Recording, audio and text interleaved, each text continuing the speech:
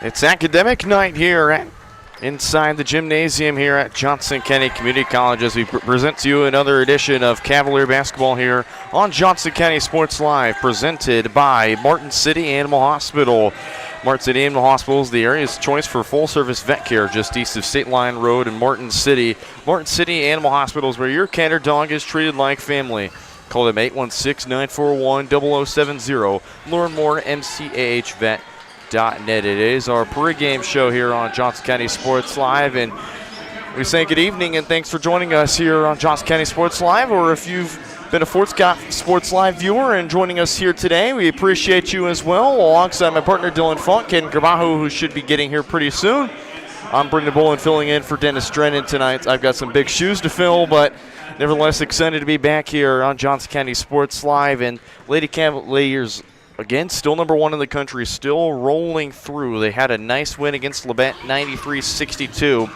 It's the fifth time this season they've scored 90 or more on a conference opponent, and they have 3 in double figures and 8 different scorers in that matchup. And it just seems to be that the Cavaliers are playing their best basketball every single game. Yeah, I mean, it's just doing what the number one team in the country does, right? I mean, they're still waiting for someone to really step up and give them a legitimate challenge. This team has been kind of pulled out some wins in the second half a couple of times, but they really haven't been truly tested from wire to wire. It's been maybe since their first couple of games all the way back in November. But this team, they've been rolling along and in conference play. I mean, I don't know what much more you can ask for them. A perfect 9-0. I mean, they got to be getting close to already locking up, if they haven't already, their 13th conference title. I imagine that's going to be coming close. Maybe a win tonight's going to bring them a little bit closer, but yeah, and I think the scariest thing, too, is when you're looking at this Johnson County team, it's such a different combo of players that can just kind of carry the team night in and night out. We talked about the depth multiple times for Coach Conrad's squad. I mean, last time out, you put up 93 against Labette, and you had an Onda Ford coming off the bench and giving you just 4 points, which is among her season low totals of the season, and yet they still won by that much. So coming against this Fort Scott team, just 4 wins on the year, Brendan. I expect maybe more of the same here tonight, looking to move to 10-0, 28-0. Keep that record perfect as we get closer to playoff time. And quick look at Fort Scott before we head to Anthem for break. This Fort Scott team, they've only played 17 games, which is really confusing.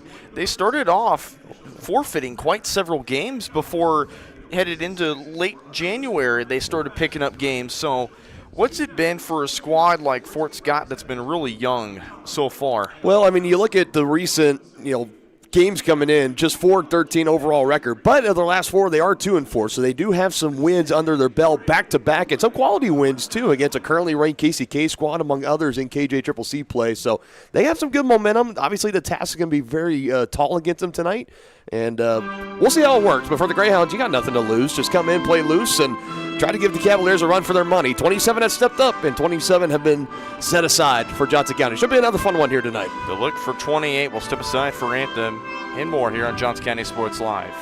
The Supplemental Security Income Program provides monthly payments to help meet basic needs, like putting food on the table, paying the rent, or buying new shoes for growing feet. You may qualify if your income and financial resources are low and you are 65 or older, or an adult or child with a disability or who is blind. Call 1-800-772-1213 or go to ssa.gov/SSI to start to apply.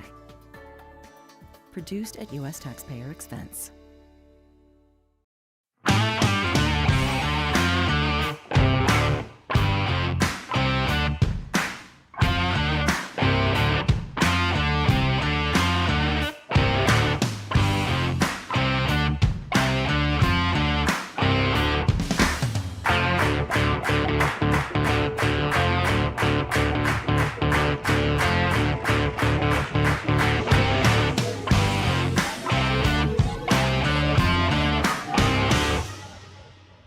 Every tax season, a villain rises. Keep those numbers messy. I thrive on confusion. But when overpayment strikes, a hero answers the call. You can't save them all, Captain. Watch me. Prime Accounting, fighting for your deductions, protecting your refund. Don't let Tax Luther take your refund. Join Team Prime today. Power to the people who file. To find a location near you, go to primeaccounting.net. Hi, I'm Dr. Aaron Stows with Martin City Animal Hospital, located just minutes east of 135th and State Line Road. At Martin City Animal Hospital, we provide cutting-edge diagnostic services, including digital radiology, ultrasound, and in-house same-day blood work. Also, specialty care such as general surgery, cold laser therapy, animal chiropractic, small animal reproductive services, and dental cleaning. With 4 other locations and a team of 15 veterinarians, our commitment to you makes Martin City Animal Hospital the vet you can trust.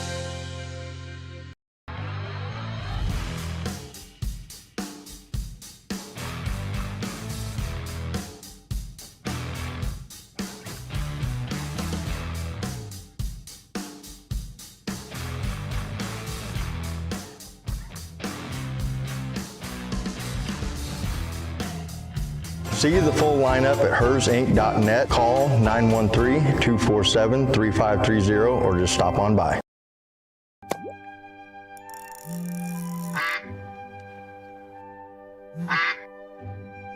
Oh, shoot.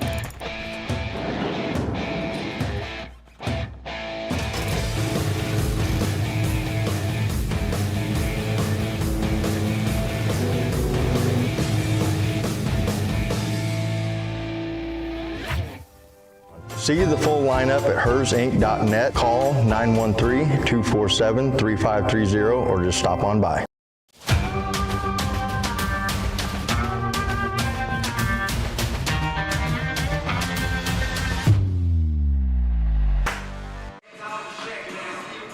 Back here on Johnson County Sports Live, about 2.5 minutes from tip-off here as the Cavaliers on the floor for their final bout of warm-ups. And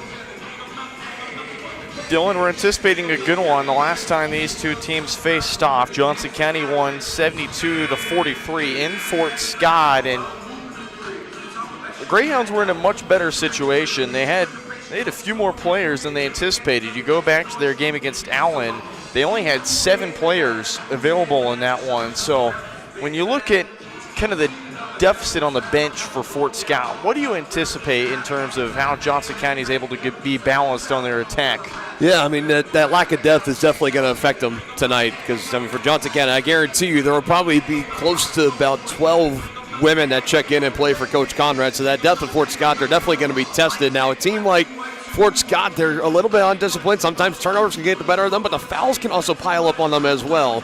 And Johnson County, as aggressive as any team in the country, you're going to see a lot of moving around, swinging around the horn, finding those open passing lanes, baseline cuts. They're going to try to drive inside and attack the cup. So that is prime real estate to when you're falling behind, that help defense is just a step behind. You come in, you make that contact, you're going to foul. So for Fort Scott, I mean, they have to play a perfect game tonight. I don't really think that's quite an exaggeration tonight to come out with this win, but communication's got to be on point. You got to know who all is going to be where at all times, because if you get some players that get, those personal fouls pile up early with that short bench. I mean, I'm saying 1, 2, 3, 4, 5, 6 looks like out there that's currently in their warm-up. So 7, there's one more coming out of the locker room. So it's going to be a short bench again tonight for Fort Scott, but this team is something they've been struggling with all year. So at least they know how to handle it, I guess, or kind of know the challenge. But I would say they've never faced a team like Johnson County, but they have. So it's going to be another tough one. But still, again, underdog mentality. Come in, nothing to lose, play loose, and shoot. Who knows? We'll see where this one goes. Cavs lead this all-time series 75-19. Looking to make it 76. It's academic night here inside the gymnasium. We'll step aside briefly once more. When we come back, starters in tip-off here on Johnson County Sports Live.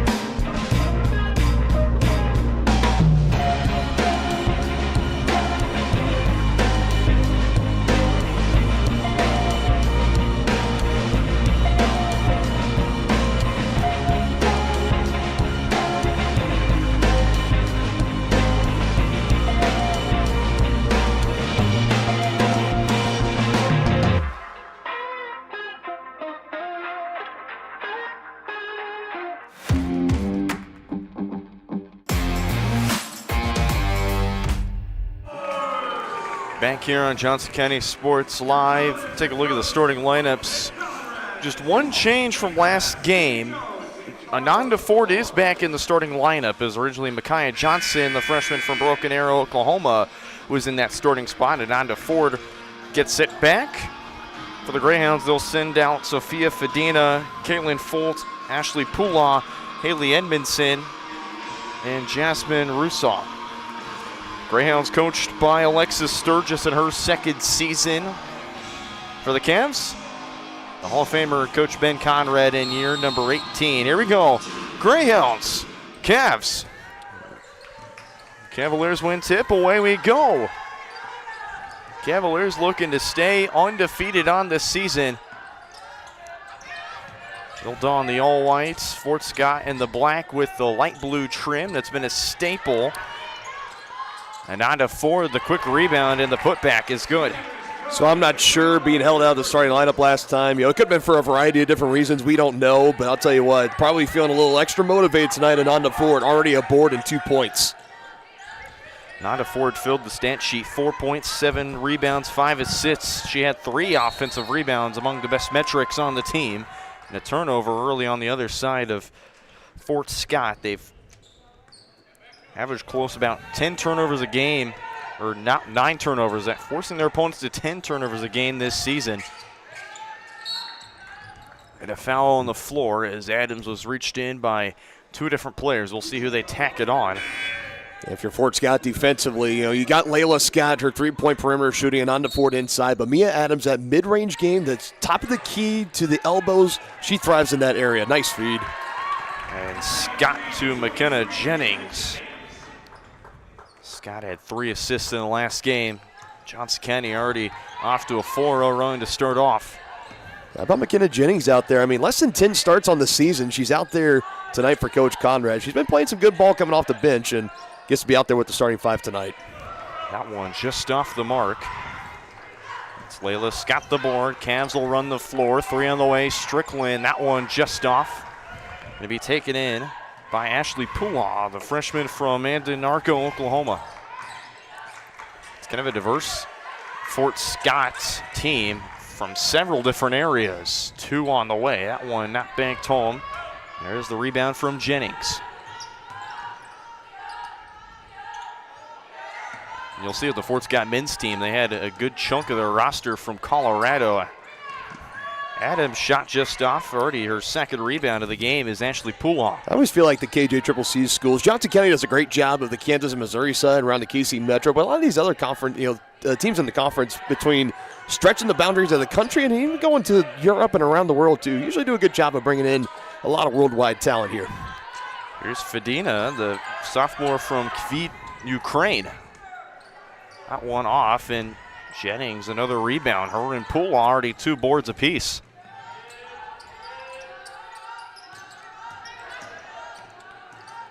Scott slices through, throws it up. That one misses. And a hard collision as Pula got hit in the head. That colliding Layla Scott trying to go for that loose ball off the heel and incidental contact. And head coach Sturgis for Fort Scott irate that there was no foul call over there, especially didn't get a tee. You can see the Greyhounds only have 2 available on the bench. Jennings another rebound. Yep. Another point, got to be careful as long as those fouls don't pile up. There's Scott for 3. That one misses. Another offensive rebound for Ananda Ford. Let's call it a long pass to Ananda Ford, call it good. Scott in the lane, has to force it out, but they'll get her for a 3-second violation.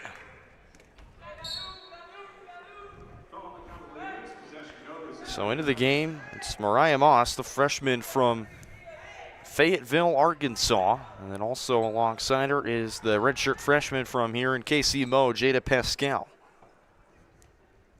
Gotta imagine it's a bit of a homecoming for her. Not quite the KC Mo, but Overland Park, Kansas. Just a good 15, 25-minute drive, maybe. KC Mo.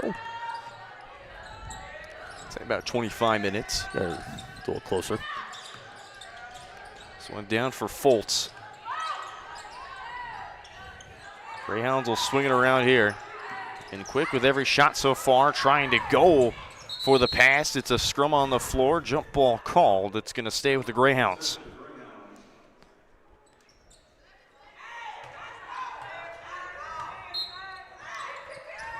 Sturgis will try and get the play out. Here's a three on the way from Pula. That one off. Rebound folds. Second chance won't go. And on to 4 the rebound. That was definitely a good head fake, though. That was a decent look. Foul on the other end. Again, Johnson County, that's what they like to do. They like to drive and kind of get pressure on you, and got to give them the baseline drive, got to give them the hip check. Officials are going to be all over that foul call. Scott to Ford, who just backs it out. Look to reset. Ford, last ditch to Adams for 3. Yes! Even had a little time, get a dribble in there, get her handle. First assist run on to 4. Johnson County, a 7-0 run. No strangers. This is how they like to start their games in KJCCC play. Number 1 starting hot, 7-0. As we head to a timeout break here on Johnson County Sports Live.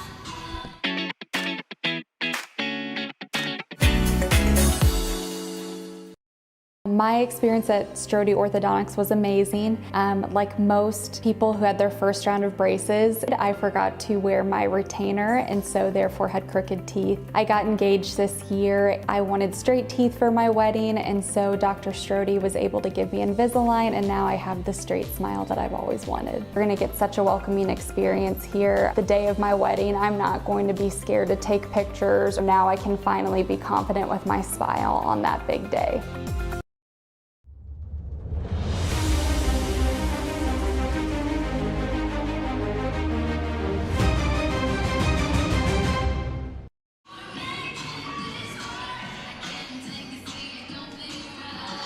Cavs run.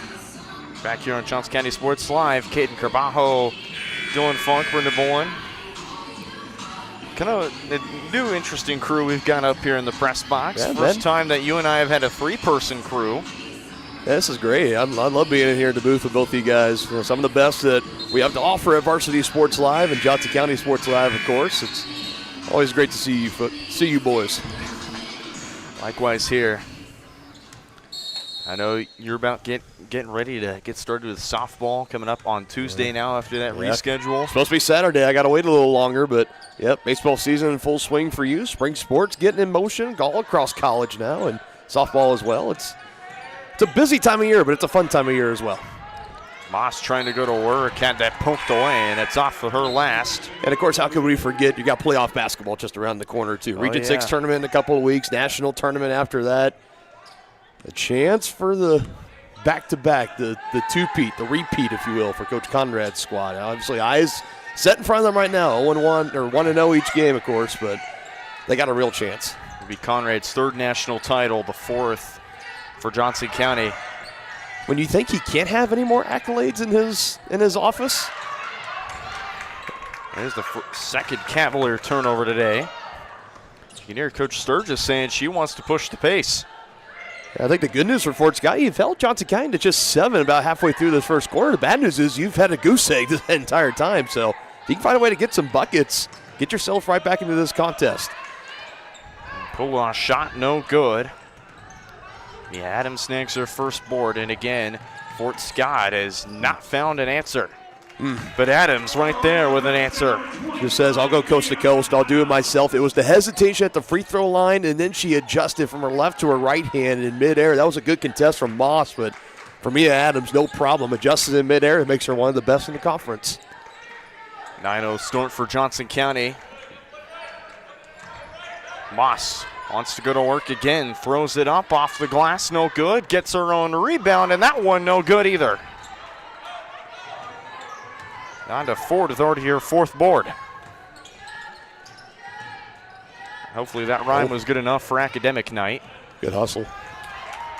Adams keeps it in play. Coach Conrad will go to his bench for the first time. Layla Barnes will be at the table. 10 seconds on the shot clock. There it is. Layla, deep 3. Won't fall. Jada Pascal the rebound. Fort Scott was caught napping just enough, and then that's a mental error down on this end. That's gonna, for Coach Sturgis, any coach even, that's gonna make you pretty red in the face. Then checks in Layla Barnes, the 6-foot freshman out of Stillwell, Kansas. Played just 10 minutes against the Cardinals. 2 points and a board.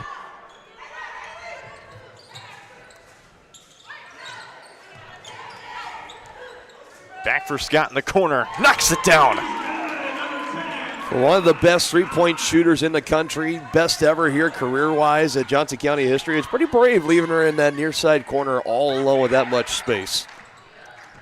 Back for Moss again. Wants to go to work. Still nothing. Talk about an ice-cold start from the field, and just a missed opportunity by Ananda Ford. Just the third Cavalier turnover. Coach Conrad will go to another piece on the bench. Adams off and in will check in Jade Warren, the 5'7" freshman from Milwaukee, Wisconsin. Home of another great Cavalier basketball player in his time a few years ago with the men's team, Mossy Malterer. Also from the Wisconsin area. Milwaukee area, I should say. And Moss finally, the first points for the Greyhounds. I passed geography, I promise. I might not get 100, but I definitely passed. And again, the Cavaliers trying to force inside with the transition, but nothing doing there. And checks in Micaiah Johnson and also Carly Ellick, Layla Barnes, and Ananda Ford off. It was Micaiah Johnson getting her first career start as a Cavalier. She's played in 22 games this season, making her 23rd. I'll tell you what, she earned that start too. She has been playing her tail off ever since conference play has opened up, putting up really solid numbers for Coach Conrad, and she deserved to be out there, and she's going to continue to be relied on down this postseason stretch. Roussel gets her own board, and the missed three from Fedina. So second chance, nothing doing for Fort Scott.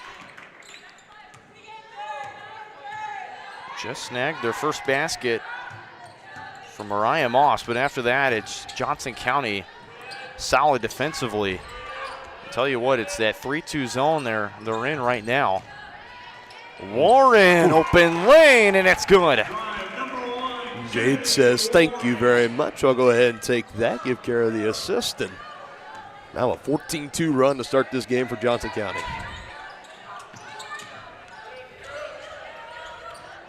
Fort Scott needing an answer.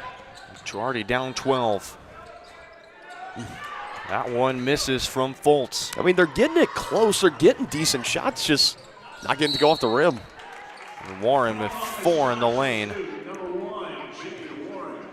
I mean, it's these kind of shooting nights for Fort Scott, if it continues. It's those kind of nights that it's just like, man, why did I play this sport? Why do I even like being out here on the hardwood? Because you do all the little things right. You put it up. You think that's a high percentage shot.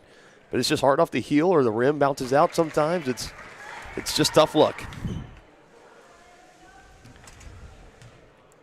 Warren, the two-time KJHCCC Division II Player of the Week. As the second one off for her, it's Fultz with the rebounds.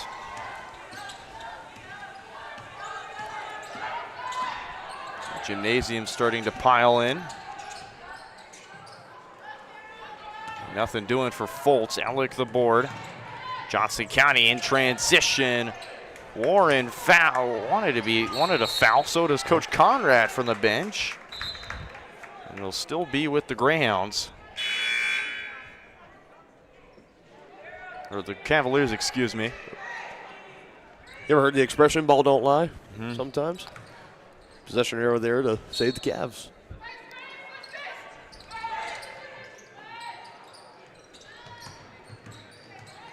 It's in for Johnson. Layla now slices through, off the glass and in. Of course, you got to respect her three-point shooting, but for Layla, you as well, the defending All-American National Tournament MVP from a year ago, you better respect her ability to drive in and finish on those little scoop lay-ins. She's tremendous at that. They'll call an offensive foul on Jada Pascal. Fort Scott already up to 4 as a team. So again, it's got to be the rotation for Coach Sturgis. Well, again, you only have 7. You had 9 early on, but injuries have piled up for her. Broussard with the rebound off the miss.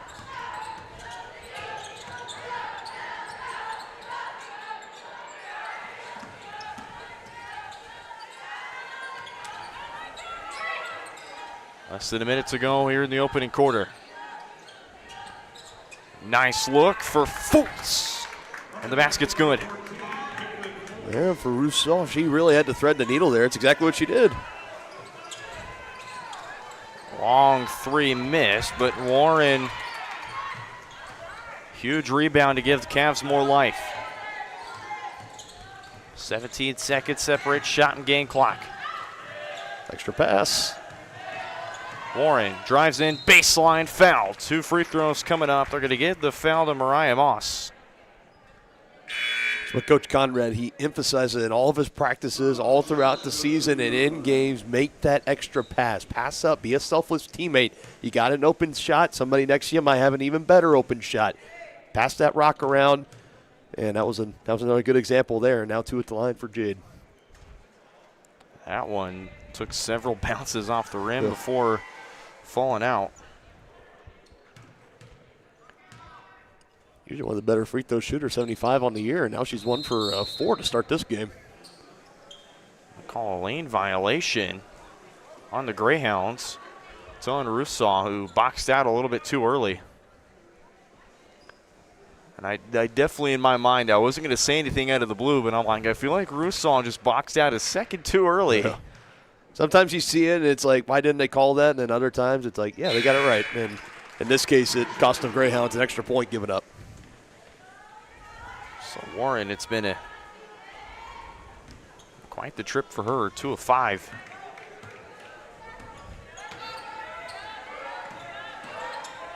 Shot clock off for the Greyhounds.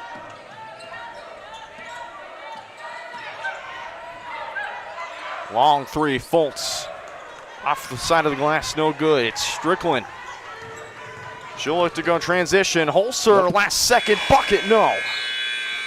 And Corey Holzer, you know she can knock him down, just couldn't at the buzzer. And we're through 1 here in Overland Park. Number 1, Johnson County, a 14-point advantage after 10.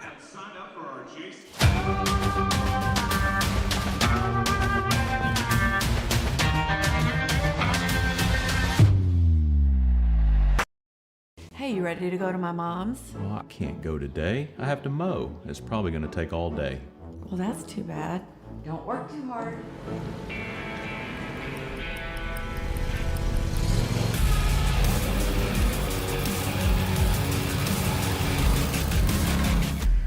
Dixie Chopper. Speed when you need it. See the full lineup at hersinc.net. Call 913-247-3530 or just stop on by. Up your lawn care game at Hers Inc. in Spring Hill. We have one of the area's largest and most diverse selections of lawnmowers, including top brands like Altos, Bobcat, Gravely, Dixie Chopper, and Red Max. Quality built machines for any size job. And when you get your mower at Hers, we offer full service and repairs covered by your warranty. From the backyard to the back 40, the all-star lineup of mowers at Hers will make you the captain of the lawn. See the full lineup at hersinc.net. Call 913-247-3530 or just stop on by.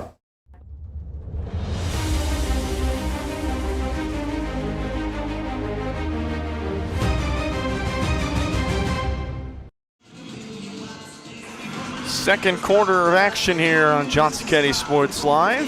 18-4, number 1 in front.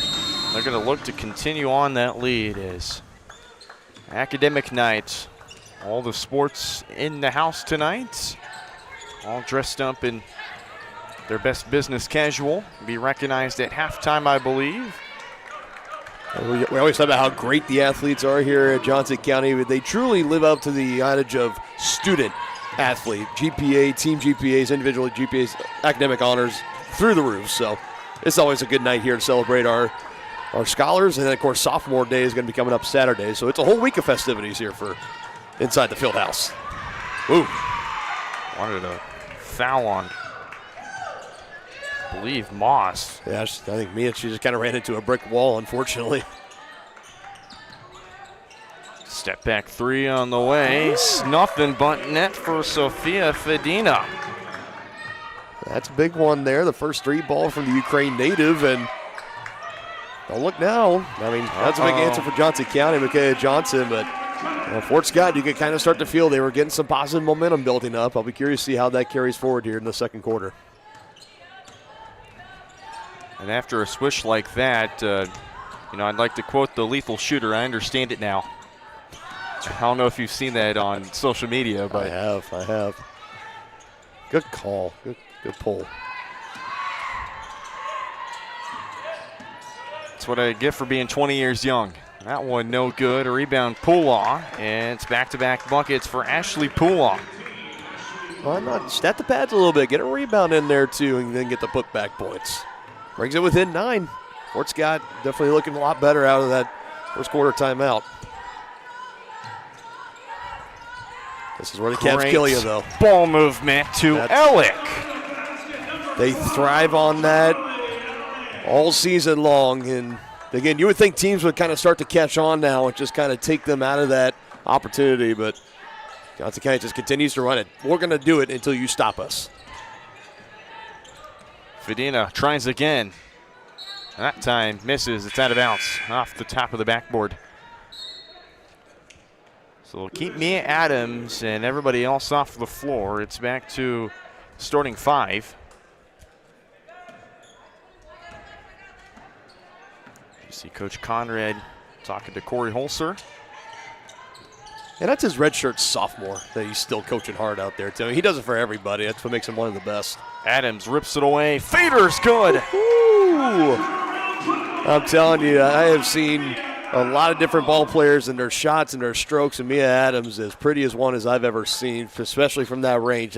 She thrives in that specific area, and she just continues to grow and grow as the season goes along. Another one of those big freshman gets for Coach Conrad. Probably one of the most purest sharpshooters I've seen as a freshman. I mean, you look at the Scott sisters, you can make a case for that, but Mia Adams, I believe, just has one of the best jump shots I've ever seen. This is Joycelyn Moore getting her first rebound. Shot from Adams, no good. It's Rousseau the rebound. It's her 4th. Something we've seen for Fort Scott. They've embraced kind of the powder blue. You can see it kind of on the trim of their uniforms. I was going to say, not in their everyday color repertoire, but definitely a nice little touch with the traditional burgundy and gray and the black that they can mix in. I like it. I think the team that's really fully embraced it I've seen is baseball. Baseball easily embraces it the most out of any sport in this university.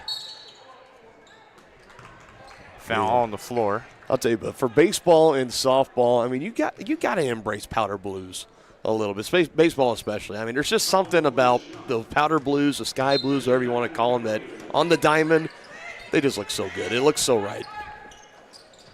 Or we'll end up throwing it to Ananda Ford. Here she goes. Middle of the lane, throws it up, takes a circle around the rim. It's Ananda Ford who's got 4. I mean, nearly through the back of the backboard there. That came off with some force, and I thought it was going to be too strong and roll off, but it changed its mind and its trajectory in just the right time. 4 points for Ananda. Fedina wants it again, and again she's got it. She's got 8 in the ball game for Fort Scott. I mean, for the Greyhounds, you're saying more of that, please. Rinse and repeat. You're going to need them, but you're at least back within 10.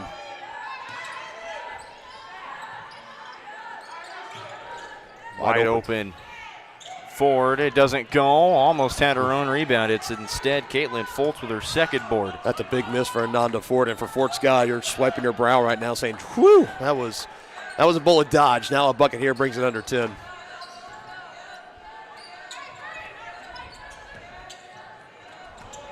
Try and go to the pick and pop, but instead it's a Fort Scott turnover. They closed out on Layla Scott, almost made him pay. Rebound kicked out to McKenna Jennings. Adams won't fall. 3rd rebound. It's Layla Scott. Ooh. Throws it up, and it's finally going to fall. Pardon the noises there, but man, I mean, that was, you get the board. 3rd chance for Johnson County, and that layup is, I mean, kind of they're at an awkward angle. Her shoulder and back was nearly to the rim, and still able to get that one to go off the glass. The contortionist of Layla Scott. What a finish. Layla's got 7 in the game. Pula, what a finish. Pula's got 6 for Fort Scott. Now you're thinking if you're Fort Scott, you started out a little better in that first quarter. I mean, this would probably be a really competitive game right now. But, you know, you're getting points, but so is Johnson County, so they just kind of continue to keep pace in that 10 to 12-point lead range. Yeah, Adams with 9. And a 12-point lead for Johnson County.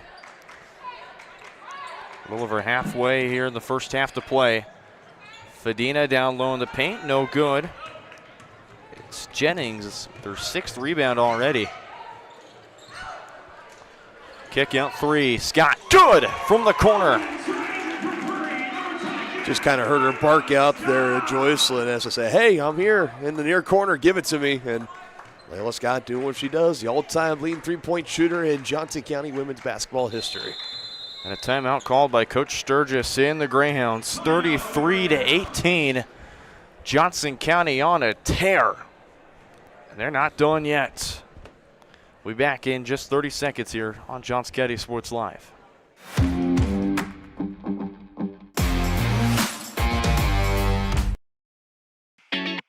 Both my older sons have come through Strode Orthodontics. It's reasonable, it's been easy to make appointments and to follow through. Adam has finished the process and they've been fabulous for following up and making sure his retainers fit correctly. My younger son, Lucas, just started at 13. I would highly recommend Strode for anyone considering it. Starting the braces process, they'll tell you what's going on and make it easy, not scary, well-informed. It's nothing you can't handle.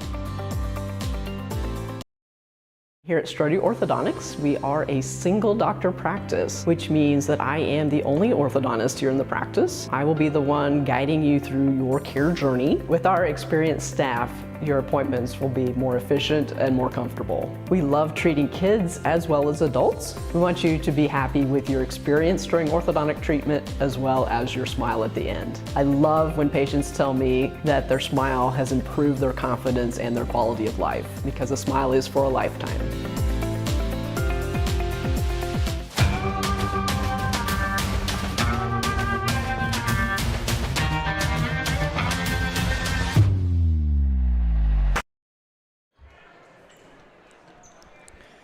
All the student athletes filling the far side of the gymnasium. Isn't that great? I know. Student athletes showing up to support but fellow student athletes out here. And I'll tell you, no better time to do it. You got 2 undefeated basketball teams, 2 of the top teams in the country in the men's and women's scene in Division II in JCAA. Down to 2, have to get it off. Moss in time and hits. I mean, that is the pure definition of a buzzer beater. I mean, I think when she got it out, there was maybe like a 1/10 of a second left. That was so close, but money for Mariah Moss. Cavs work it in. A Ford spins into space, and the layup falls for Ananda Ford, who's got 6. 6 points, 4 rebounds, and an assist for Ananda Ford. Been an impressive start.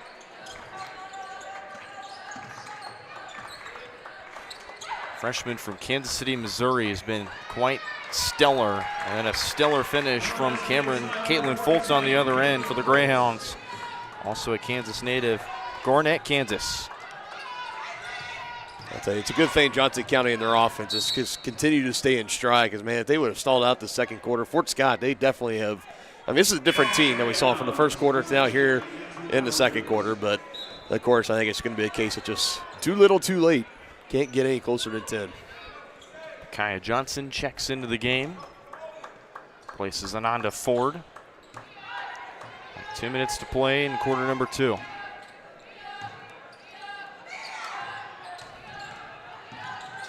Strickland wide open. Takes the 3. Off the back of the iron. Rebound, Jade Warren. They'll call jump ball. It'll stay with Johnson County. Coach Taylor Jones checking into the gymnasium for the men's side. got the second half of this doubleheader. Loose ball. It's picked up by Strickland. Layla to the lane, finds Layla Barnes, and Layla Barnes is fouled. She'll shoot 2 at the line.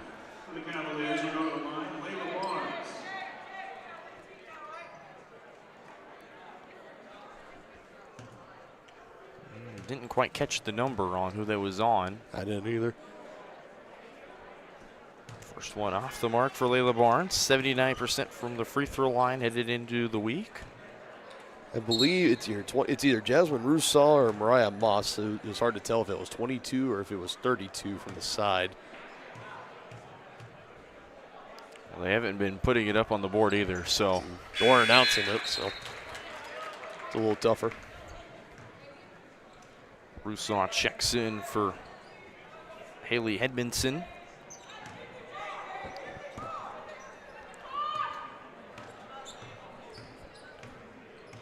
Minute 40 to play in the opening half. You can tell some of these Greyhounds are tired, having only 2 players to sub in. Rest have to play a majority of minutes. Rousseau fouled on the shot. She'll shoot 2 at the line in turn. I got to tell you, I mean, despite the limited numbers, the way that, at least for Fort Scott, I mean, there was a point in that first quarter, we were about halfway through, and they had no points or just 2 points at most. And the fact that they've at least have 22 at this point in the game, it could have been just very easy for them. Limited numbers against Johnson County, undefeated, number 1 in the country, reigning national champions, onward and onward. Could have just been real easy to kind of throw in the towel. And maybe they'll eventually run out of gas in the second half, and you'll just kind of see them call uncle. But, you know, at least for right now, the way they've been able to come out and just try to continue to attack, continue to play ball, it's got to be, you know, for Coach Sturgis at least, all the adversity and the struggles of this season, you at least have to like what you're seeing out there from your 5 on the floor. Wide open in the corner for 3. Strickland's fouled. Count it with 1 more at the line coming up. And the lead scorer last time out against Labette with 20 points, and she gets her first there on the big 3, and now a chance for the elusive 4-point play. And right when I was saying, Coach Sturgis, you got to love what you're seeing, at least from your team out on the floor. Well, maybe except for that little moment right there.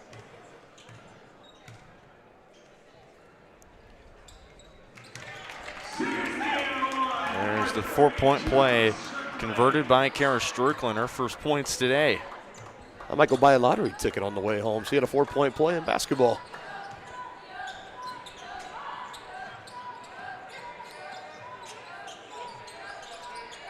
I mean, depending on what the pot is, then I might as well go buy a lottery ticket as well today after this. That's why Grandpa always says you can't win if you don't play. He's 3 been to playing shoot for 20 years now. And that one off the mark. Moss almost had it, but Jennings, a workhorse down low, her 8th rebound already in the first half.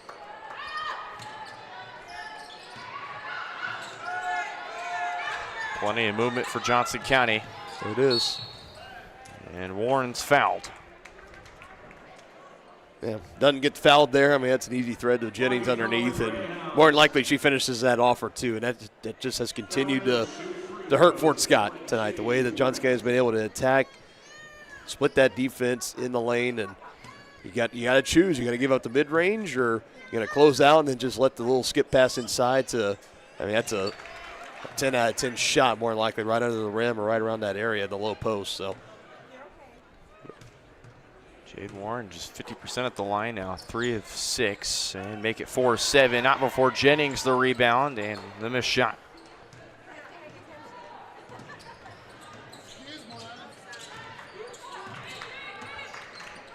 Pula with 5 boards for Fort Scott. That one on the floor and scooped up by the Cavaliers. Guess who? It's Jade Warren. Yeah, you're going to turn the ball over Johnson County, and they'll outrace you up the floor. And Fort Scott will not opt to shoot it before the buzzer. We're through 20 minutes of play. Johnson County, a 20-point lead over the Greyhounds of Fort Scott. Our halftime show presented by I-35, I-435 Self-Storage coming up after a quick word from our sponsors here on your home of Cavaliers basketball, Johnson County Sports Live, presented by Martin City Animal Hospital. Here at Strode Orthodontics, we are a single doctor practice, which means that I am the only orthodontist here in the practice. I will be the one guiding you through your care journey. With our experienced staff, your appointments will be more efficient and more comfortable. We love treating kids as well as adults. We want you to be happy with your experience during orthodontic treatment as well as your smile at the end. I love when patients tell me that their smile has improved their confidence and their quality of life, because a smile is for a lifetime. My experience at Strode Orthodontics was amazing. Like most people who had their first round of braces, I forgot to wear my retainer and so therefore had crooked teeth. I got engaged this year. I wanted straight teeth for my wedding, and so Dr. Strode was able to give me Invisalign, and now I have the straight smile that I've always wanted. We're gonna get such a welcoming experience here. The day of my wedding, I'm not going to be scared to take pictures. Now I can finally be confident with my smile on that big day. Hers Incorporated in Spring Hill is your area's premier small engine repair shop. Before you replace that faulty trimmer or mower, let our experts get you back to work. And if you are in the market for a new handheld, we carry Maruyama and Red Max trimmers. Plus, Hers is still the best place for hydraulic hoses, cylinder repair, and mechanical control cables. If that's not enough, we're also a UPS drop-off location. To learn more, visit us at hersinc.net, call 913-247-3530, or just stop on by.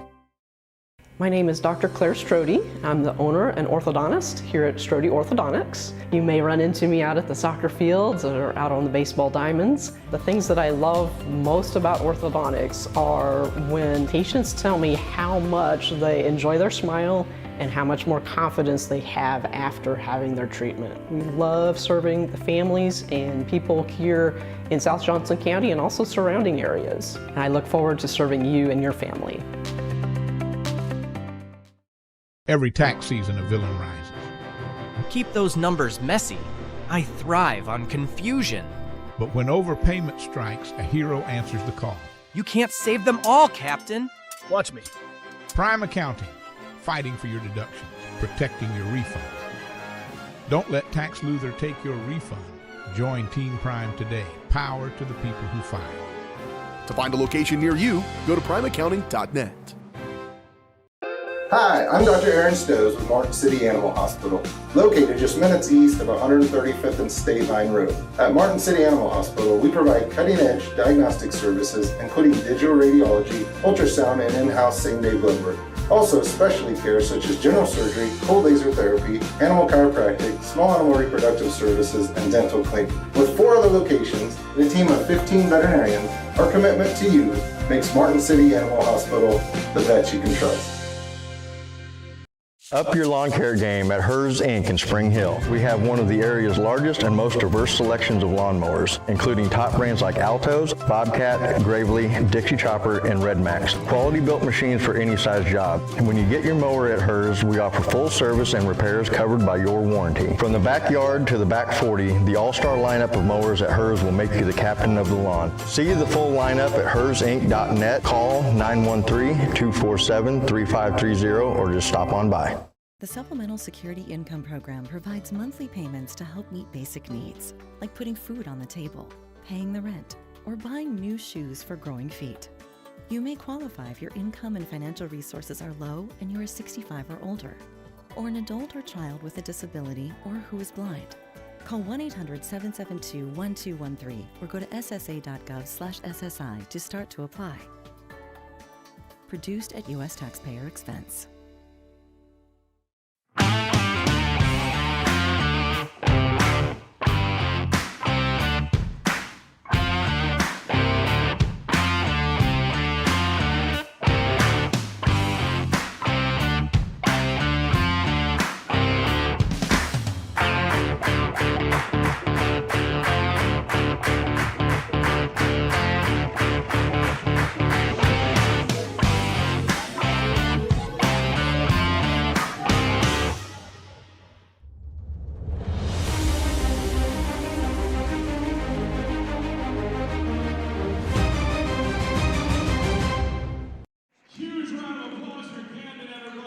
Back here on our halftime show presented by I-35, I-435 self-storage. Attic offers climate-controlled units, RV, and vehicle storage, plus clean, move-in, ready spaces. As a veteran-owned, community-focused business, Attic features monitored 24/7 with friendly on-site managers. Rent, reserve, and pay online anytime at attic-storage.com. I believe that's Camden Evans of the softball team who will be taking on this second challenge after Henry dominated the first challenge. Boy, did he? Yeah. Blindfolded. Found the prize out there. Found the prize. Assistance from the crowd. The closer he got, the louder the crowd got. Yeah, it's. That's unfair. I mean, Evans played basketball in Ottawa, if I'm not mistaken. Oh, yeah. Talented multi-sport athlete at Ottawa. Home of the Cyclones, Frontier League. Camden Evans, one of the better ones that we've had the chance to watch over the years. And yeah, I mean, you can see that's her background, her basketball background coming out there. And yes, the bank is open even during the Attic Storage halftime show. So, member of the men's soccer team, and then two basketball players, Ashton Nance and Cooper Westra. The two to represent Cavs baseball. Both those guys repping their squads well. We'll take a look at the numbers as Isaac will go first. Yeah, please enjoy this half-court shooting contest while we give you some first-half stats. We'll start off with Fort Scott. Sophia Fedina leading the way in the points department with 8. 1 rebound and 2 assists for her. Some totals from the Greyhounds. 33 from the field, 25 from 3, 50% from the free throw line, as it's Ashton Nance who drills that one. First try. Wow. To the prize box he goes. I got to see if anyone else makes it. Oh, Isaac so close.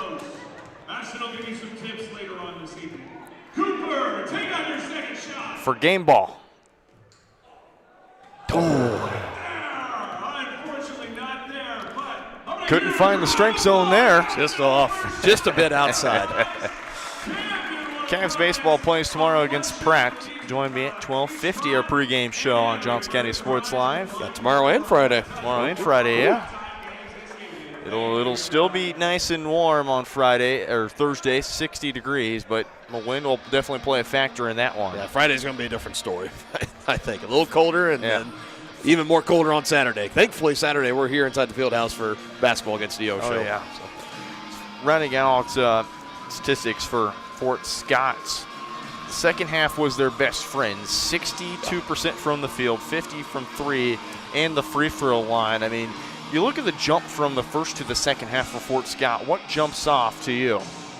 I mean, obviously it's the shooting. I mean, I think they were able to get those better looks. And it's not that they didn't have good looks in the first quarter either. I mean, you give some good defense to Johnson County, some late contesting that threw some shots off. And there were just some other kids kind of tough luck, really close high percentage shots that didn't fall for Fort Scott. They were able to kind of limit the turnovers a little bit, take better care of the basketball. And I think for overall this game, I can only count in maybe 1 or 2 times where Johnson County has been able to take a turnover, get out in transition, and finish for points off turnovers or just points in transitions in general. Something where the Cavaliers, I mean, they usually thrive in that. And when they really win these games by 20, 30 points, they are got a lot of those, a good portion of those at least, coming from that margin. Not really 9-5, the points on turnover, 9-5 in favor of Johnson County. So still for Fort Scott, you're keeping it close.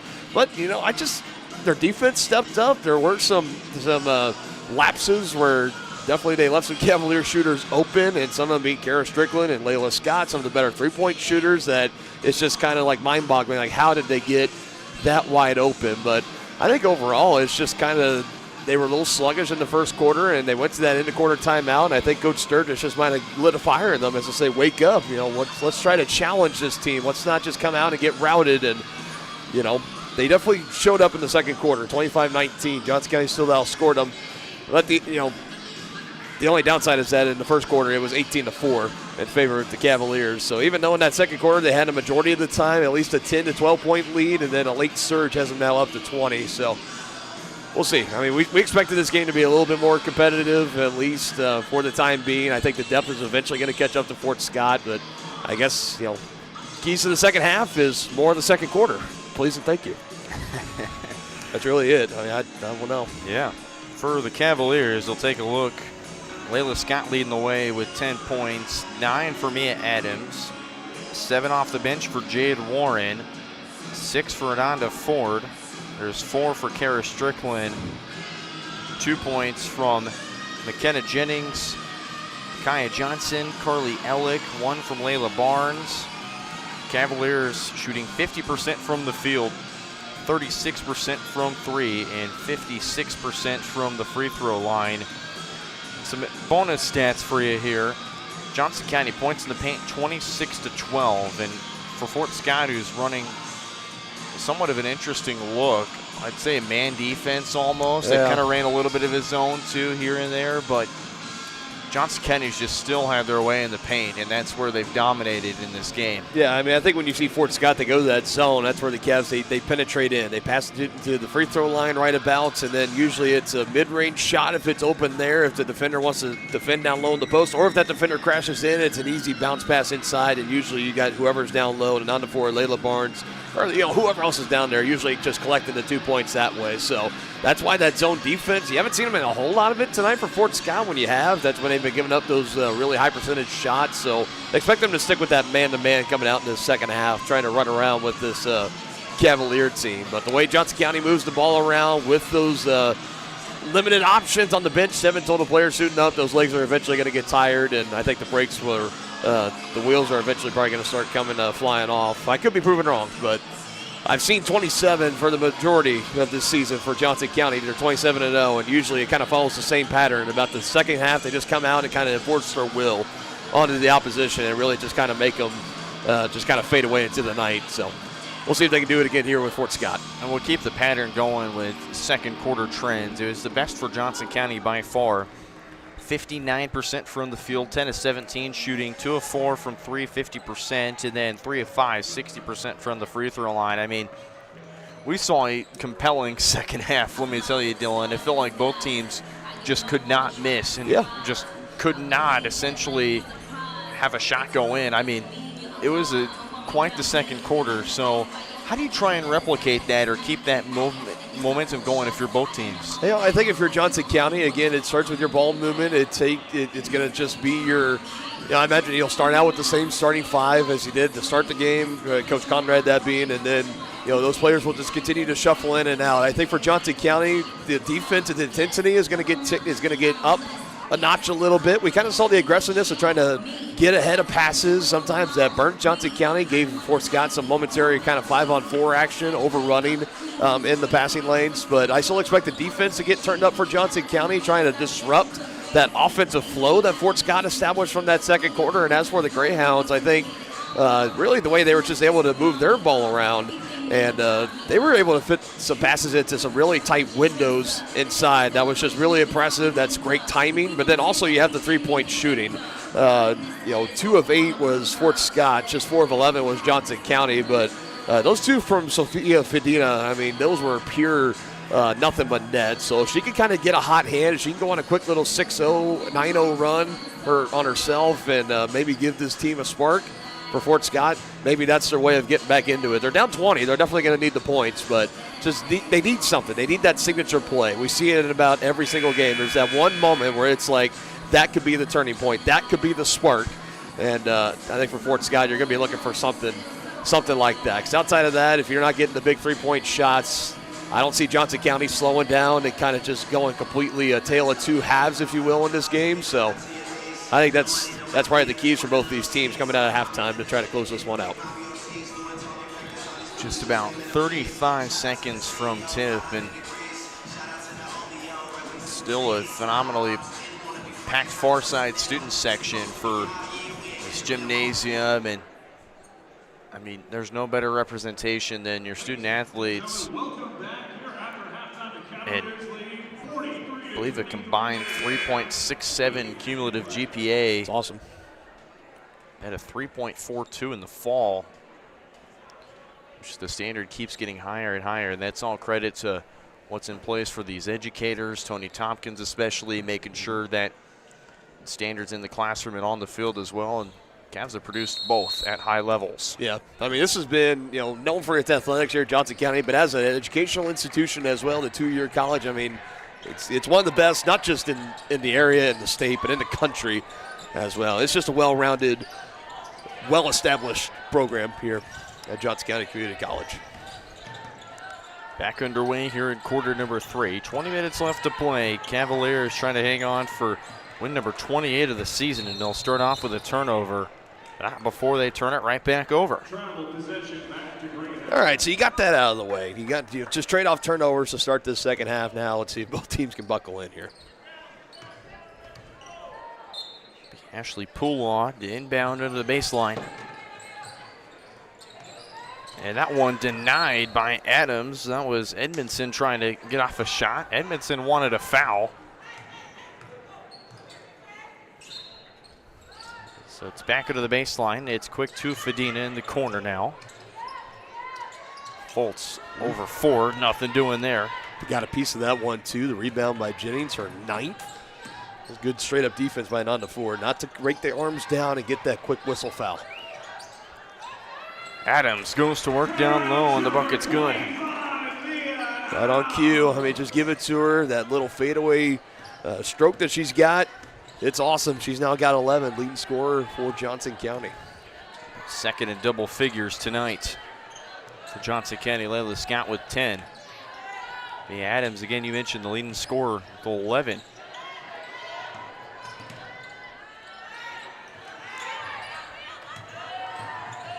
Fort's got to look for an answer. Rousseau throws it up over Jennings. No good. It's Layla Scott. Comes away with it. Zips straight down for Ford. He'll look to go to work. That one not off the glass, but it's rebounded by Caitlin Foltz. Played almost about every single minute for Fort Scott so far. Hadn't really had a choice either. Logged all 20. Just 2 subs coming off the bench. I mean, everyone's going to have to be logging in those, by the time this one's all said and done, 35 plus minutes. Layla, baseline, trying to feed Jennings. It's taken up by Fedina. 2-on-1 down the floor, and another block. Clean there by Mia Adams. Will give Jennings her 10th rebound of the game off that block. We see a surge of points. We got a double-double secured for Jenna Jennings. How about that from Ananda Ford? And she's 2 away from logging double-digit points. And she's just one of my overall favorite players to watch in basketball in general here at Johnson County. I love the way she goes. She's got a grittiness about her, a toughness. As she just goes out there. She does all the dirty work and just makes spectacular plays like that look really fundamental. Rousseau trying to go across for Fedina. Stolen away by Strickland. Just off the mark for Scott, but not before, and on to Ford in double digits. She's got 10. 3rd Cavalier to reach the mark. Layla always keeping those eyes active. The pass that nearly got away from her, tracked it down and found a perfectly trailing and on to Ford and says, here, go ahead and get you 2 more. And a nice find off the cut. And the baskets for Haley Edmondson. It's her first points of the game. Here's Layla for 3. Oh, yeah! It's one of those, you're playing pickup basketball at the park. You get one of the rims that don't have a net on it. She makes that there. It's kind of that question of, did you make it? I don't think you made it. Yeah, I did. It was pure swish. That was unbelievable. Nearly turned the net inside out. 13 for Layla. The Cavs rolling here. And Caitlin Foltz with an answer. The sophomore is logged about every minute. It's continuing here. Sidestep 3, Scott. Kind of a heat check 3, if you will. She's earned the right to kind of take one of those into possession early, put up a 3 that might be just a little bit off. She's earned that right. Pola to the basket, it's in. So again, here we go. Fort Scott trying to get something going, but Kara Strickland, I mean, before I can even finish my thought, just quickly down the floor and puts up another 2 for Johnson County. Strickland's got 6, and it was a quick transition bucket for Strickland. And Fort Scott kind of just left the lane wide open. You can tell they're tired. Yeah, you could read on the body language and faces. This team is exhausted. And when you only have 7 players to work with, it presents kind of a challenge. Fedina 3 on the way. I went way off the mark.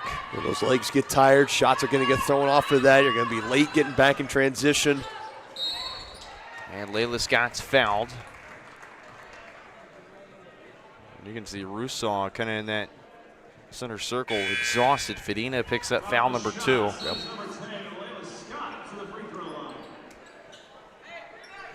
Cavs will change about everybody. Layla Barnes, Micaiah Johnson. 2 others I can't read the numbers of. I think you got Jade Warren, I believe Joycelyn Moore, no, Skype Wilson. Skype Wilson checks in for the first time today. Jade Warren also in. First one good for Layla Scott. I'll tell you, it's a laundry list of players. If you come to call a Johnson County women's basketball game, your spotting board, it's going to be filled with a lot of different numbers and different names because they usually see a lot of good playing time here.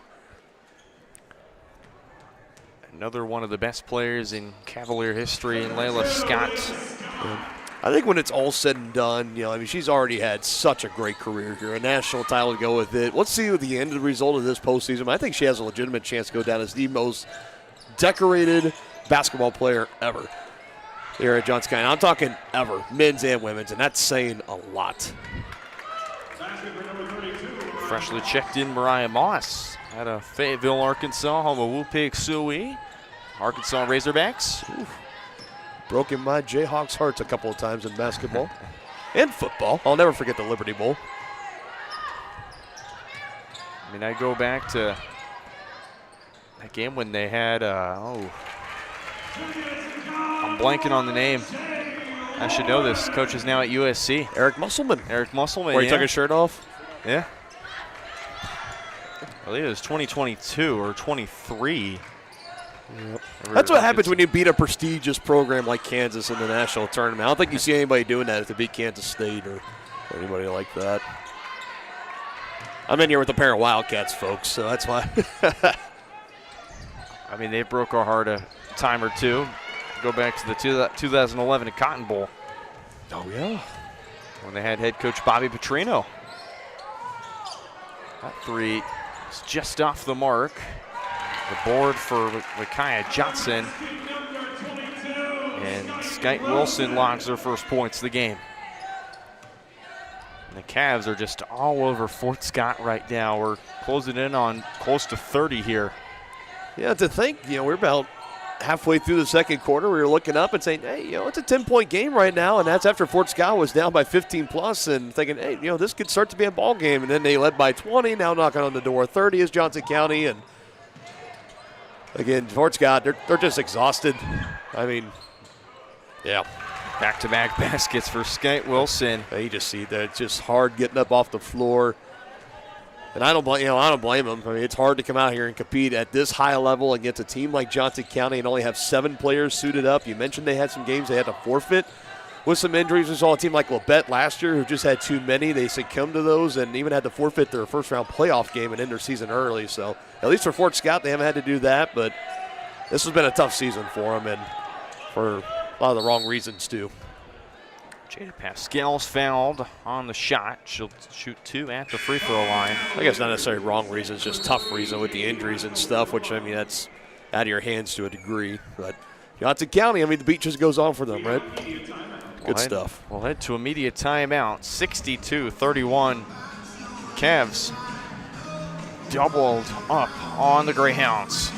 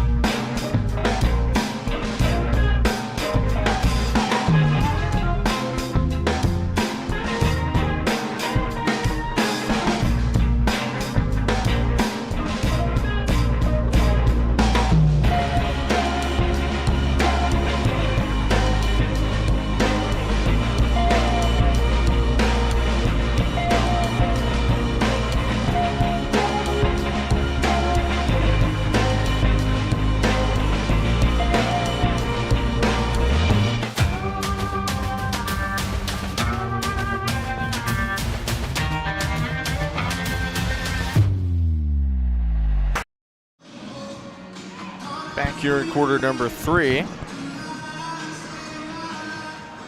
62-31. Cavs just running away with this one. We still got one more to play after this. As Pascal will shoot 2 at the line. First one no good. 67% at the line this season is Pascal, the freshman from Kansas City, Missouri.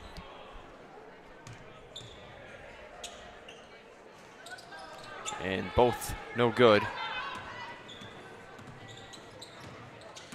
Rebound for Micaiah Johnson. Nice find for Ellick, but just off her fingertips. And the window closed up just a little bit late. That pass was got to hit her square in the chest to thread that needle, but just a little off to the left. Gets the Greyhounds enough chance to get the deflection and eventually the steal. Foul's going to be on Jade Warren. It's her first personal of the game. I mean, is it just me or is it like the overall foul calls? 2:13 to go in the third quarter. I feel like the fouls have been few and far in between. Yeah. In this one, it's been very limited almost. Yeah. This game's been going on at a good pace, and partially because just not a whole lot of whistles to stop play. I so hope I didn't just jinx us right now, but. Shot clock down to 5. Fultz has to get it off and does. Drills that. She's got 9. Just another one of those little flatliners and falls in. A nice find from Skyte Wilson. Micaiah Johnson has 4 points. And somebody's got to come down and get the inbound. Almost got a 5-second violation. You could see on the face of Poolaw, she wasn't too thrilled about that. Yeah, you were flirting close there with a 10-second violation as she was looking down at the floor and 4 of her teammates with their backs to her and saying, hello. Nice block. Rousseau's denied after she got the rebound. Coach Sturgis can't believe it. She's Cobra position over there on the bench. The surrender Cobra. I think that's what it's called at least. I don't know. I believe so. Ball movement was great for the Cavs, but Fort Scott takes it away. And Coach Sturgis will kind of get in the referee's ear about something. Yeah, it's a frustrating night, for the players and like coming out here and being down by 30, and it gets under a coach's skin too. And for someone as competitive as Alexis Sturgis is in her second year at the helm at Fort Scott, it's been like this all season. And after a second quarter with such promise, just hasn't been able to carry that forward here into the third quarter as this game is pretty well out of hand right now. Rousseau trying to work on Ellick and will collect the foul that time. Yes, maybe talking to the officials here. It worked there a little bit. Well, she went from the near side official to the official that's under the basket right now. She went to a different one. She's covering all the bases out there. It's one of the things, as a coach, you got to be able to know. You got to be able to walk that fine line of talking while you can, and then when they've had enough, you got to know to be able to pull it back and not get teed up. I know last home game we were here against Highland in the men's game, it was a little bit of frustration like that for the Highland men's team, and Coach Oler thought his team wasn't getting the calls. He was working the officials all game. They heard enough at about 2 minutes left in the game, and eventually got 2 technicals and thrown out of the game. So that was a pretty tense end of the game to that one. I remember we called game against Iowa Central. We saw our first fan ejection. We've seen a fan ejection. We've seen a coach ejection here on Johnson County Sports Live this winter sports season. Johnson, another rebound, keeping the Cavs alive. We got 4 seconds separate shot and game clock. Cavs will move it around here. There it is. Scott got the screen. The 3 not falling there. And a hard collision into the basket as it'll fall out of bounds. And Greyhound basketball, they have 2.8 seconds to play with here. That was Skyte Wilson had a hard collision with Haley Edmondson for Fort Scott. Thankfully, everyone no good. And Fort Scott will not elect to shoot as we're through 3. Cavaliers a 30-point lead over the Greyhounds. 10 more to go in this one. It's been quite the game for number 1 they look to stay that way and improve to 28-0. Looking for their 10th conference win. 10 to play. Back with Cavs basketball after this.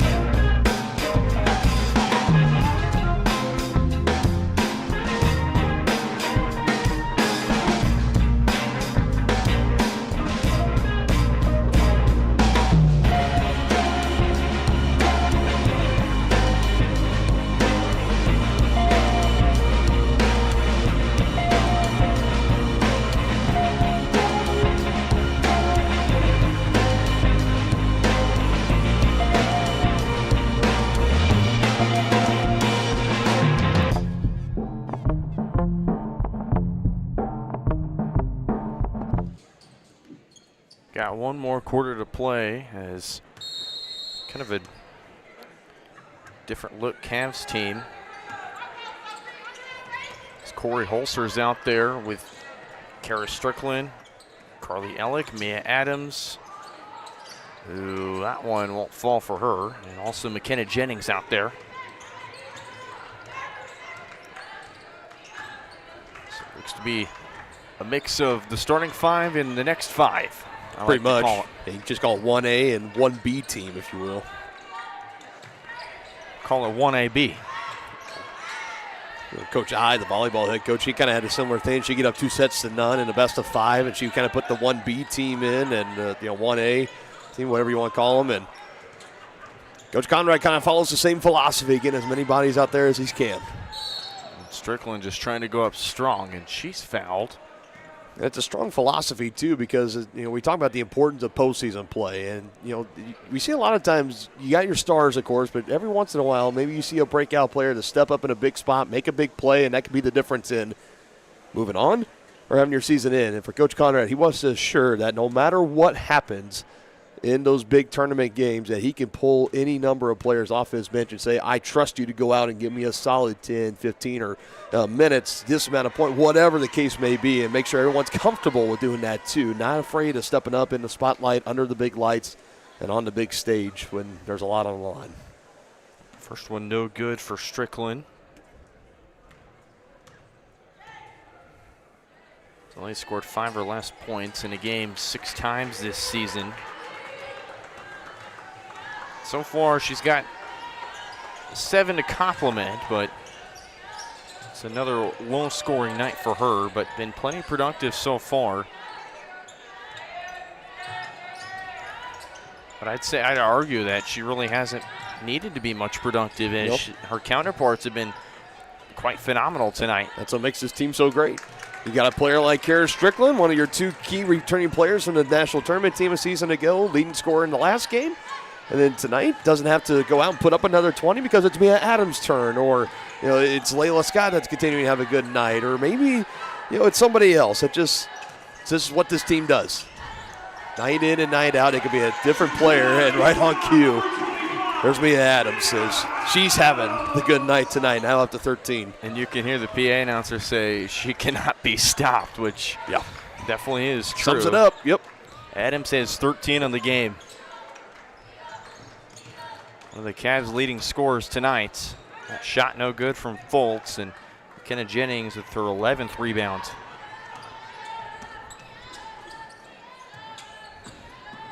Adams to space, throws it up and it's in. She's always open. Always open. Can't stop her. This is the 3rd different PA announcer that we've had, I believe. We have Tristan Jordan, the usual.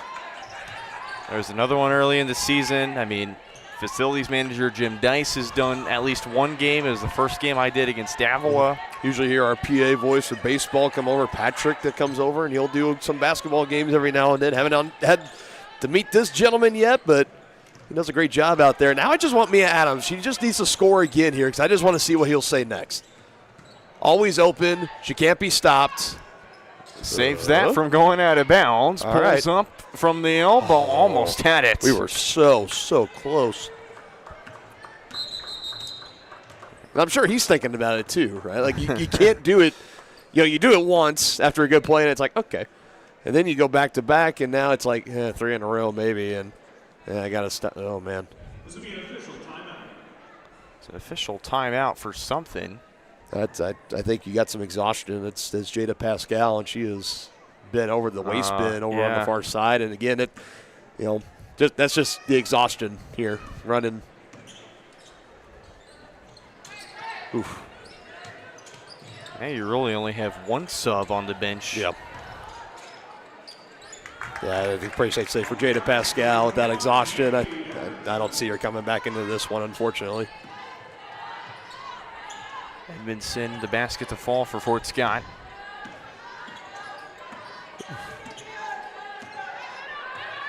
Strickland will direct traffic. Wide open is Strickland. Free's good. Again from 3, it's her second. She's got 10. Fourth different Cavalier to reach double digits in points tonight is Kara Strickland. And Coach Conrad just right on cue, giving his team a nice round of applause. He's loving what he's been seeing from them here tonight. Jennings picks up her first personal foul. Mariah Moss checks in. Along does Joycelyn Moore for Johnson County. Mia Adams checks out of the game. Probably will be the day for her.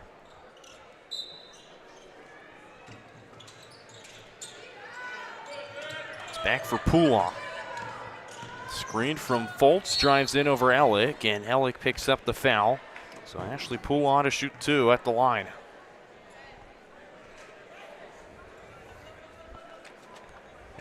And before Coach Conrad will get a sub in, it's Micaiah Johnson.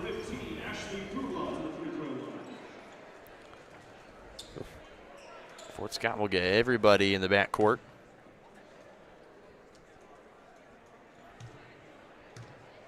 For Ashley Poulon, freshman out of Anadarko, Oklahoma. First one no good. The first one is good. It's another Oklahoma city, and shout out to baseball red shirt Jackson Savoy for teaching me about Oklahoma. He's an Oklahoma native himself. Yep. What part of Oklahoma? Oh, I should know this, but the interesting thing he told me was he was born in Colorado. He was born in Castle Rock, which, funny enough, Castle Rock's one of my favorite cities to go to when I visit family in Colorado. Sounds like a good place. It is. If you go, my family for a workout, they like to climb the Castle Rock stairs. And that's basically just 200 steps up a mountain, and you hike basically down that mountain, and there's another trail you can hike around as well. It sounds beautiful. It is, but whenever you go through higher elevation, you get winded pretty quickly. Yeah. So I always hear the air's thinner over there. It is. After step 100, I felt like I was about to pass out. Oh, well, a young, in shape young man like you, the thin air will do it to anybody. I know. I'm just. In terms of cardio shape, it normally depends. I'll have my once a year alumni soccer game. The only closest I've gotten to any thin air on top of a mountain or anything like that is when I was visiting my in-laws, my brother and sister-in-law down in Albuquerque, New Mexico, which is nothing to Colorado, I know, but. Deep 3, Holzer. Won't hit, rebound. Haley Edmondson. By the way, if you're a big Breaking Bad fan, Albuquerque, of course, filmed in Albuquerque, you can just be driving around. You'll see multiple sites of the show. It's a great time if you're ever going through that part of the country. How did we get to the 2011 Cotton Bowl and mountain elevation in this broadcast? It's from Owasso, Oklahoma. I feel like this is the common theme with John. They just get out to these big leads. We kind of have to get a little deeper into our material and the spotting boards and cotton bowl and thin air. That's what we get to. 74-39. We'll step aside for a media timeout here on Johnson County Sports Live.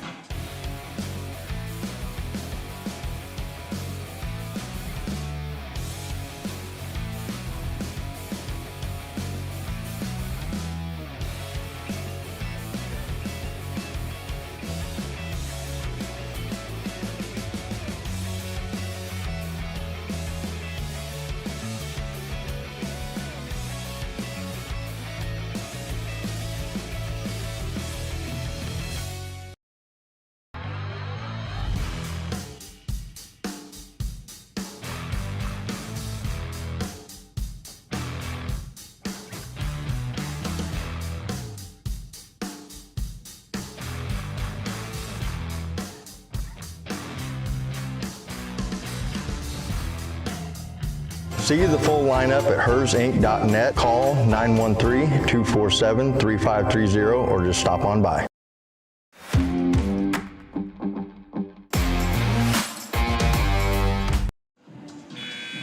Back here on Johnson County Sports Live. Coach Conrad looks on as his team's 4 minutes away from winning their 28th straight game, 10th straight conference win of the season. Looking to pretty much lock up that #1 seed, like you mentioned, if they haven't already. Barnes trying to sell the foul. Moss gets her own rebound. Was pretty much quadruple team down low. And they work it back to Mariah Moss. Yeah, I think it's pretty safe to say, because the first round of the Region 6 tournament games will be played here for both the men's and women's, higher seed host. And it's nothing set in stone, of course, but I think it's pretty safe to say that both teams are looking to that Monday, March 2nd. That'll be the start of those first round games. I think they're going to be here, and I think we're going to be here, and that'll be our final basketball broadcast of the season before we hand it off to whatever streaming company is doing the semifinals and finals of the Region 6 tournament over at Kansas City, Kansas Community College. We'll be following this, both teams all the way through. I mean, it's going to be pretty drastic if only one, if not both of them get into the big dance. So we'll see. We'll be following them the whole way, though. Moss, a third chance. Third time's a charm. Yep. Finally. Mariah Moss says 10. First you fail, try and try again. That's what Mariah Moss just did. 9-4, trying to go for the 3. Moss snags her 6th rebound.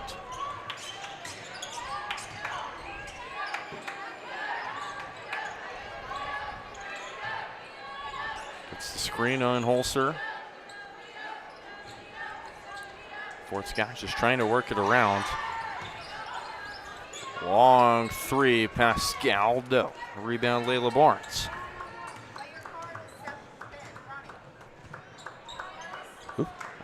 Sky Wilson trying to go on the other end. Pascal almost, and that rebound ripped away from her. Kudos for Pascal. She was the one we saw that got exited and tried to find the ball there, but there we go. Throw for Sky Wilson, who gets the finish.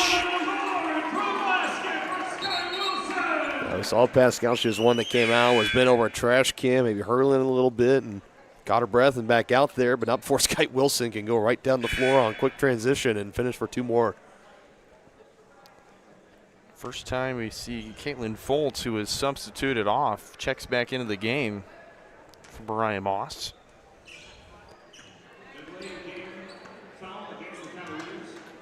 Cavaliers going to be called for a delay game foul. Okay. Don't see that all too often. Some of the more rare fouls we get. It's right up there with which we've had a few weeks ago, an administrative technical foul. Essentially, for those that might not know, it's when the names and numbers of the players actually suited up doesn't match with what the official scorekeeper has in their book. So we had someone that, by the rules, was not legally able to play in the game check in. So it was an administrative foul against, I believe it might have been that Highland game we had, or Allen, one of the two. Barnes the rebound and the putback good for Layla Barnes. Secures her first points of the game. A minute and a half away, Johnson County, 78-43 lead. Keeping right on pace. I know their average margin of victory in conference play was right around that 30 line, and the closest still to this day, the closest game I think they've had was that win against Allen. That was just 14 a few weeks ago here at home. Other than that, it's been pure dominance. Rousseau to shoot two. Layla Barnes picks up the foul. Rousseau, the sophomore from Memphis, Tennessee. Had some good times in Memphis, Tennessee. Just Tennessee in general. One of my favorite states to go out and visit. Had my honeymoon with my beautiful wife now in Nashville. That's where we went a few years ago. Always a great time. I know you're close to the Big 21, Brendan. I highly suggest if you're ever around in Nashville, hit Broadway, Music Row. It's always a good time. Well, I mean, those 21 birthday celebrations are in discussion right now between my sister and I. And she's more keen on going to Vegas, and I'm more. Well, that's not a bad choice either. I'm more keen on Colorado. It's kind of been my forte. Well, you know what they say about Vegas: beginners are always welcome. It's fair. And of course, you know, whatever happens stays. So True. they say. Just like things stay the same here with this women's team at Johnson County, right? Just another game of 80 plus, big winners, 30 plus. Now 28 have stepped up, and 28 have been put right back into the loss column. What a season it's been for this team. The regular season win streak here at home, I think it's over 100 now. I think 102, 103, somewhere around that range. It's just absurd. It's totally absurd. They'll look to continue their dominance headed into sophomore day on Saturday. 28 have been rattled off in the win column for Johnson County. And it's been quite the season for Coach Conrad and his legendary Hall of Fame career. And it only continues as the home winning streak continues inside this gymnasium. We'll step aside for our post-game show here on Johnson County Sports Live after a brief word for our sponsors, as I believe that's Tony Tompkins and President Tony Mixa getting ready to recognize all the student athletes out on the floor. Up next.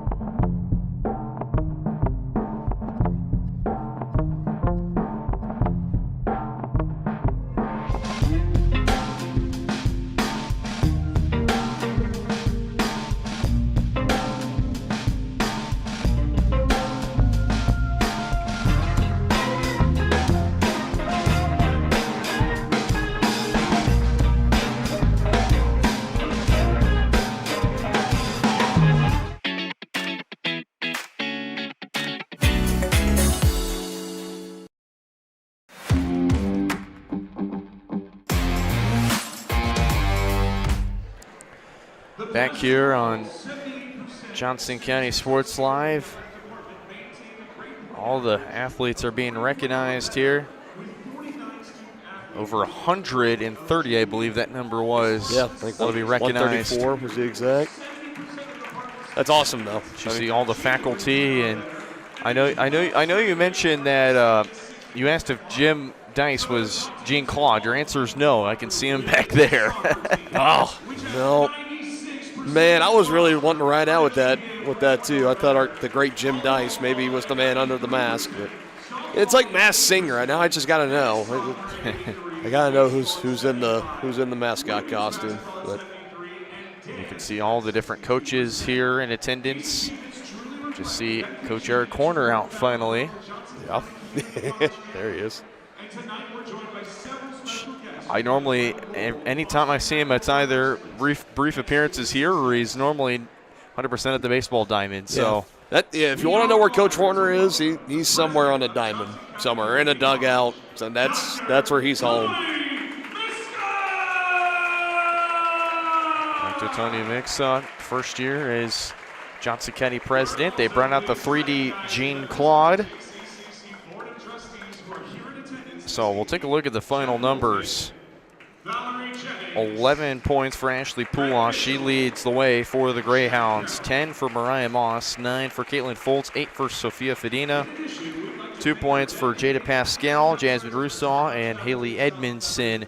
Greyhounds finished with 33% from the field, 23% from 3, and 30% from the free throw line, which are all below average on the season for him as well. So it was not the greatest night for the Greyhounds, but it's a night where you really only had 7 players and you had to do with what you could. Yeah, and I mean, there were even times in that where one of your 7 had to come off the floor and was hurling into a wastebasket here in the gym just because of pure exhaustion and really nothing else. So, we knew that coming in, that Fort Scott, this was a really tough season. Now 5-13 overall, and in league play, you're looking at 3-6.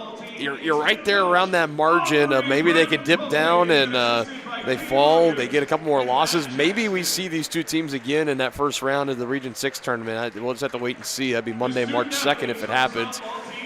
But yeah, eventually for Fort Scott, they got out to that slow start in the first quarter. Johnson County, while they were leading pretty big, I think there were times where they could have had more points. They could have maybe have enforced their will a little bit more, and it was just kind of waiting on that. But they've been like that all season. Like the first quarter, usually they play solid, and then the second quarter, they really, we see them go on those like 10-0, 12-0 runs, and then that's just kind of the end of things. But, in that second quarter, it was 25-19, our most competitive quarter by far tonight in favor of Johnson County.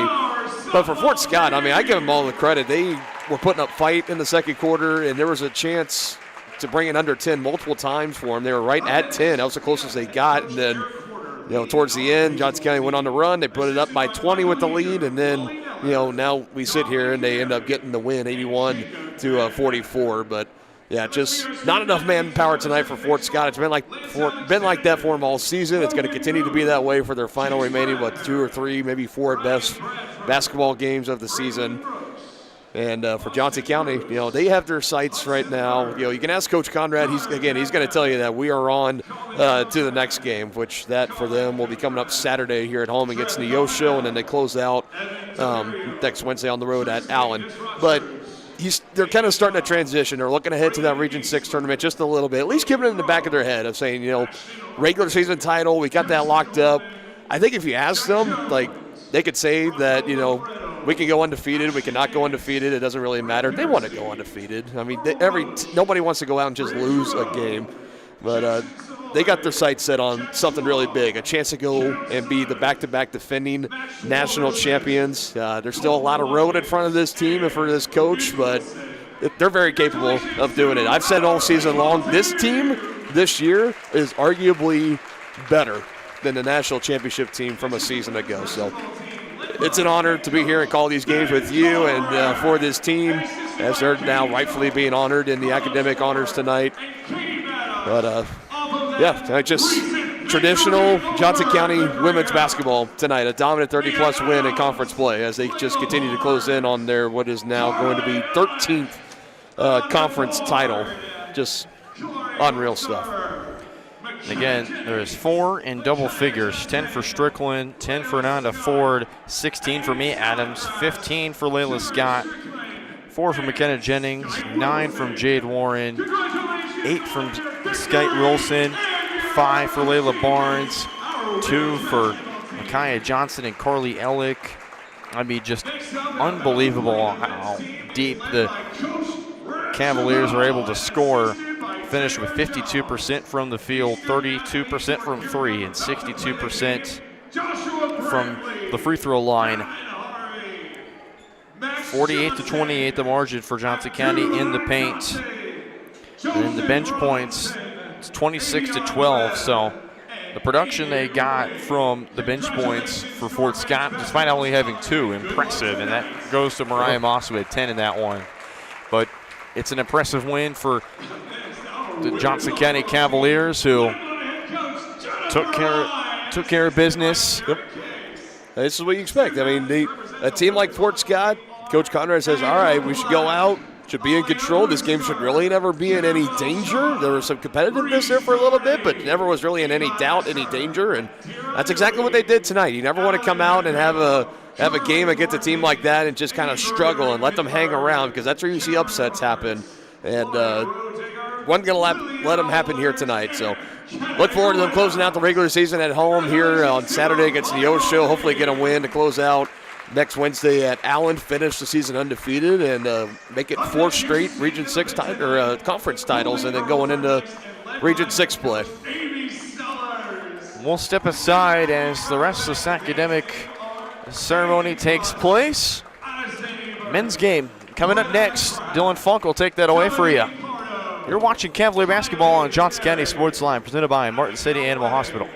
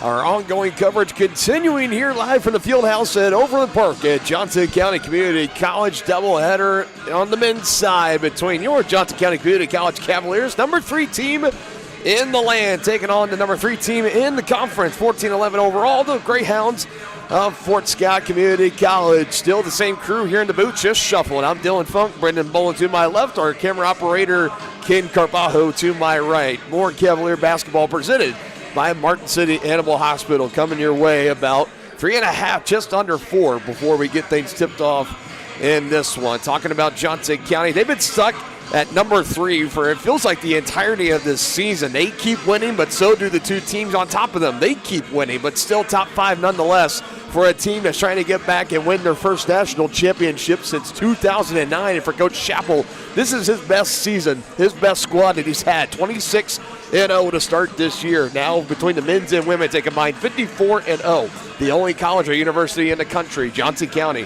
has the only college or university that has an undefeated men's and women's team still, as we are about halfway through February. This Cavalier team winners at Labette, 66-56. Not a flashy game by any means. A lot of timely scoring, key rebounding. It saw 4 Cavaliers score in double figures as well. And one of those being Tavian Cruz, who, Brendan, we got history to watch out for tonight. Tavian Cruz, one more double-double tonight will give him the all-time record at 31 here at Johnson County Community College, passing Jalon Whitehead, who set that mark back in the 2021-2022 season. If Tavian Cruz is going, it's usually the Cavalier squad. They're going right along with him as well. It's been a fun season, not only for him, but for the rest of this team as well. As just like the women, is anybody going to beat them? I don't know. They've had some challenges, but outside of that, they just continue to win no matter what. And I texted Tavian today. I'm good friends with him. I grew up in Tongi. He grew up in Bonner, so we always saw him twice a year, became good friends with him. I texted him I was going to be in the building today, and he said, I'm going to break that record today. He told me those words today. I'm going to break that record today. He's feeling confident against the Greyhounds team that struggled. They've lost their last 2 games. It's their second straight loss after winning their last 4 beforehand. So this is a game that Tavian feels like he's comfortable to be able to do it, and he just notched another Conference Player of the Week in that span. 14 points per game, 13 rebounds per game, and he's shooting 57% from the field. If there's nobody better in college basketball or JUCO basketball right now, it's Tavian Cruz. And he's been on a tear, and Division I schools, watch out. He's going to be one to look for. I can tell you, I do not call him the walking double-double for no reason. He's had that moniker from me ever since he was a freshman when he averaged a double-double. Same thing here as a sophomore, now on the verge of history. But we did mention that Fort Scott team, 14-11 overall, 5-3, placed some third in the conference. And really, when you're looking at the regular season title hopes, it's not over yet. Johnson County a 3-game lead, Allen at second, right behind them the Greyhounds at third. So hypothetically, a win tonight, you got to win out if you're Fort Scott, and for Johnson County, at least from Fort Scott's perspective, you got to hope they lose out, and then you could be in a position where you could go to tiebreakers, and that head-to-head would be very crucial to have when it comes to the final game of the regular season. Again, you need a lot of help if you're Fort Scott, but a team that's been struggling, no better time to get back in the win column in their eyes than here tonight to end this undefeated season for Coach Chappell and his team, looking to improve to 27-0. We saw the women win by 30 plus. We're going to have the men's game for you, starters and tip-off when we return here on Johnson County Sports Live, presented by Martin City Animal Hospital. Hey, you ready to go to my mom's? Oh, I can't go today. I have to mow. It's probably going to take all day. Well, that's too bad. Don't work too hard.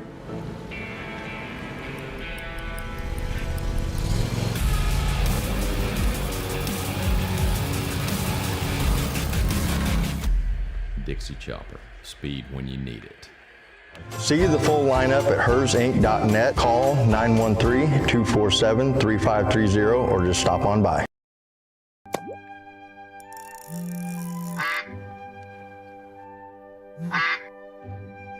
Oh, shoot.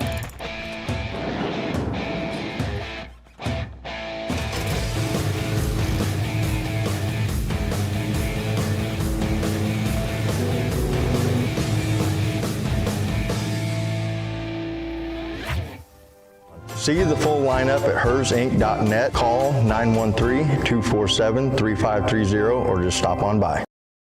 As a 50th birthday present for myself, I went ahead and chose to get myself braces. I had had braces when I was a kid, and I had not done the whole retainer routine that I was supposed to, and my teeth had gotten out of whack. So Strode Orthodontics was highly recommended to me. I came down here and immediately was impressed with the professionalness of the staff, as well as just the kindness and the happiness and the joy that's in this office. I knew that this is the place that I wanted to come. It had to be a good place, and this was a good place. Here at Strode Orthodontics, we are a single doctor practice, which means that I am the only orthodontist here in the practice. I will be the one guiding you through your care journey. With our experienced staff, your appointments will be more efficient and more comfortable. We love treating kids as well as adults. We want you to be happy with your experience during orthodontic treatment as well as your smile at the end. I love when patients tell me that their smile has improved their confidence and their quality of life, because a smile is for a lifetime.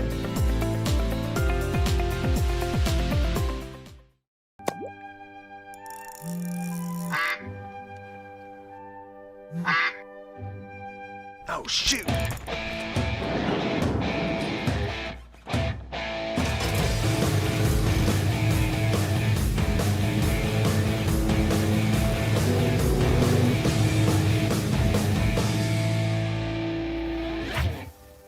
See the full lineup at hersinc.net. Call 913-247-3530 or just stop on by.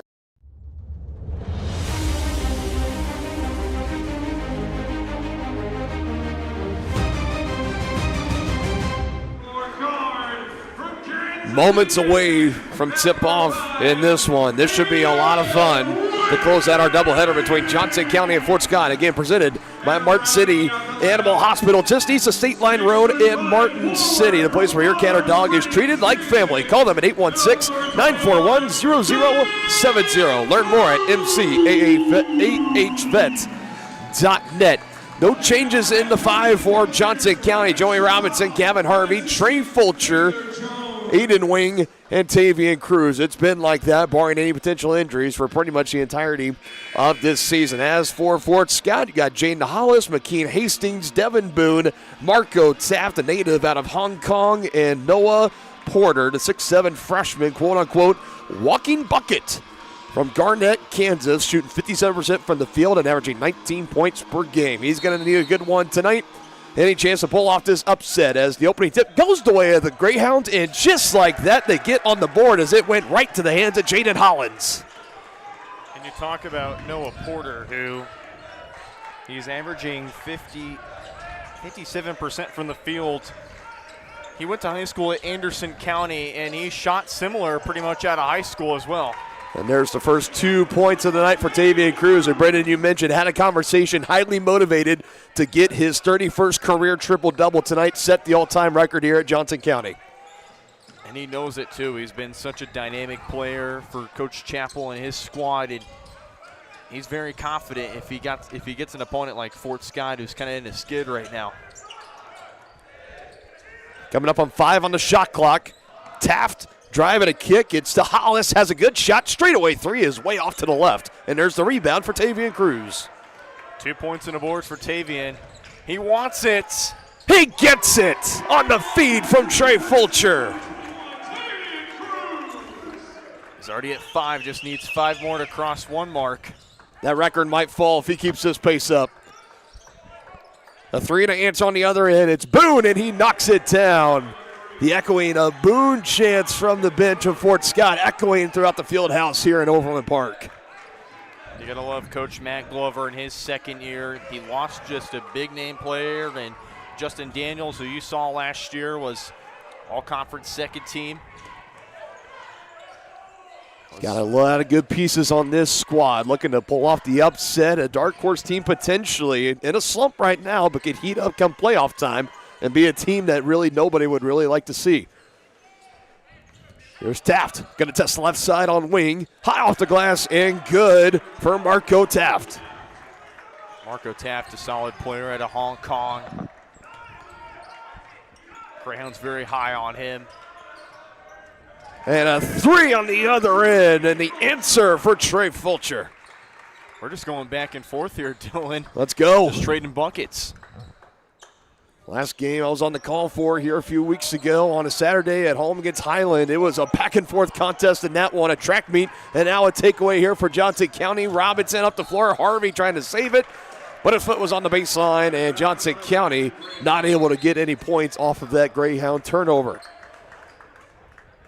Looking at the season averages for turnovers, Johnson County about 14 a game to just 11. They assessed a technical on Gavin Harvey, actually. I just did saw. they? They did, yeah.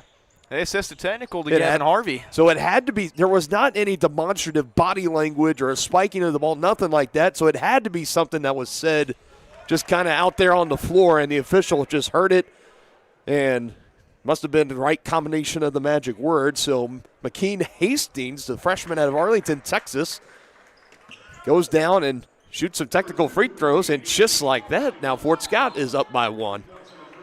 And they get the ball back, too, on top of that. And we've kind of seen so far, I think officials really this year that I've talked to that do officiating, I know Larry Trowbridge, a high school referee that I know, he said they've been a lot shorter of a leash when it comes to language.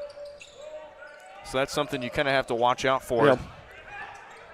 At the high school level, all for that. Here at the college level, maybe a little more lenient, but nonetheless, you set the tempo at least with that. So now both players got to know, say, hey, we got to watch it as we go along as the Greyhounds extend their lead up to 3. How about that dish? Wing inside, and it's good. What a season Aiden Wing was having, the transfer man coming out of Hutchinson before coming here to Johnson County. And there was a point where he was the leading scorer in the conference and was looking unstoppable. He missed a couple of games with an injury. He's back in full swing since, but falls out of that leading scorer. He's still top 5, so not too shabby for your redshirt sophomore year here at Overland Park. He's such a dynamic scorer.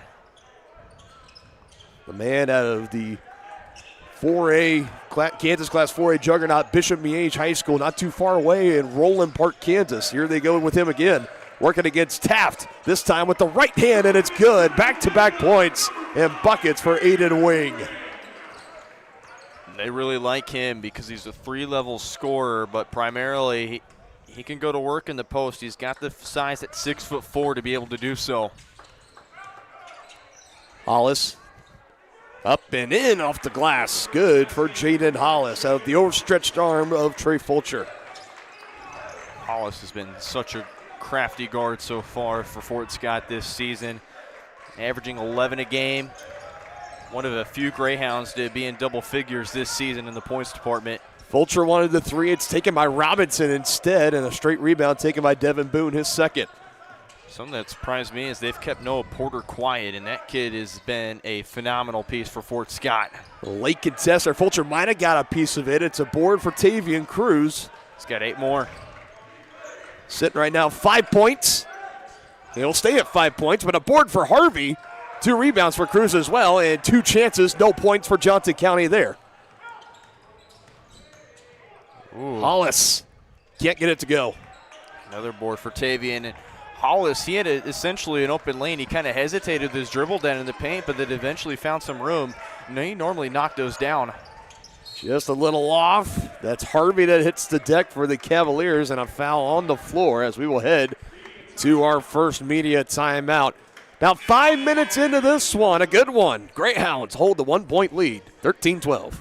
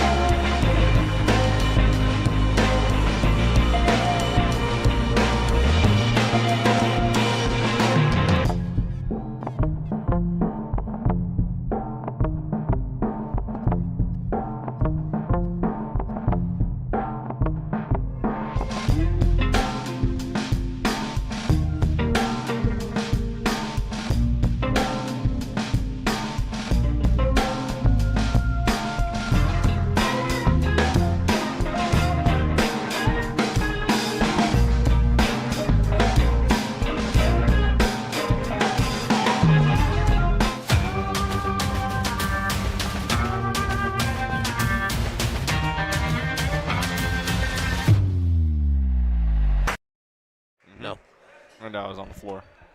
An inbounds play here for Gavin Harvey. His team down 1, 13-12 to Fort Scott. Wing. He's had a good first half so far. There's now 6 points on the feed on the inbounds for Gavin Harvey. And I think I've seen a lot of those plays pretty common at the high school level and now the college level. It's just that show and pop up. And he had that little cut action, and then you pop it, and Wing just was already about halfway in the air. You just pop it to him, catch it, and lob it in. Coach Shapley, he's gone to that kind of option more and more, especially this season. He'd pulled it out every now and then in prior seasons, but this year really likes to pull it out as we have Walker and Webb both out on the floor, freshly checked in for Johnson County. Here's Fulcher with the extra pass on the left wing to Harvey. Step back three, looks good. Just a little off wing, fighting for the board. It's Walker. Now it gets away from him, and it's Hollis that comes away with it for Fort Scott.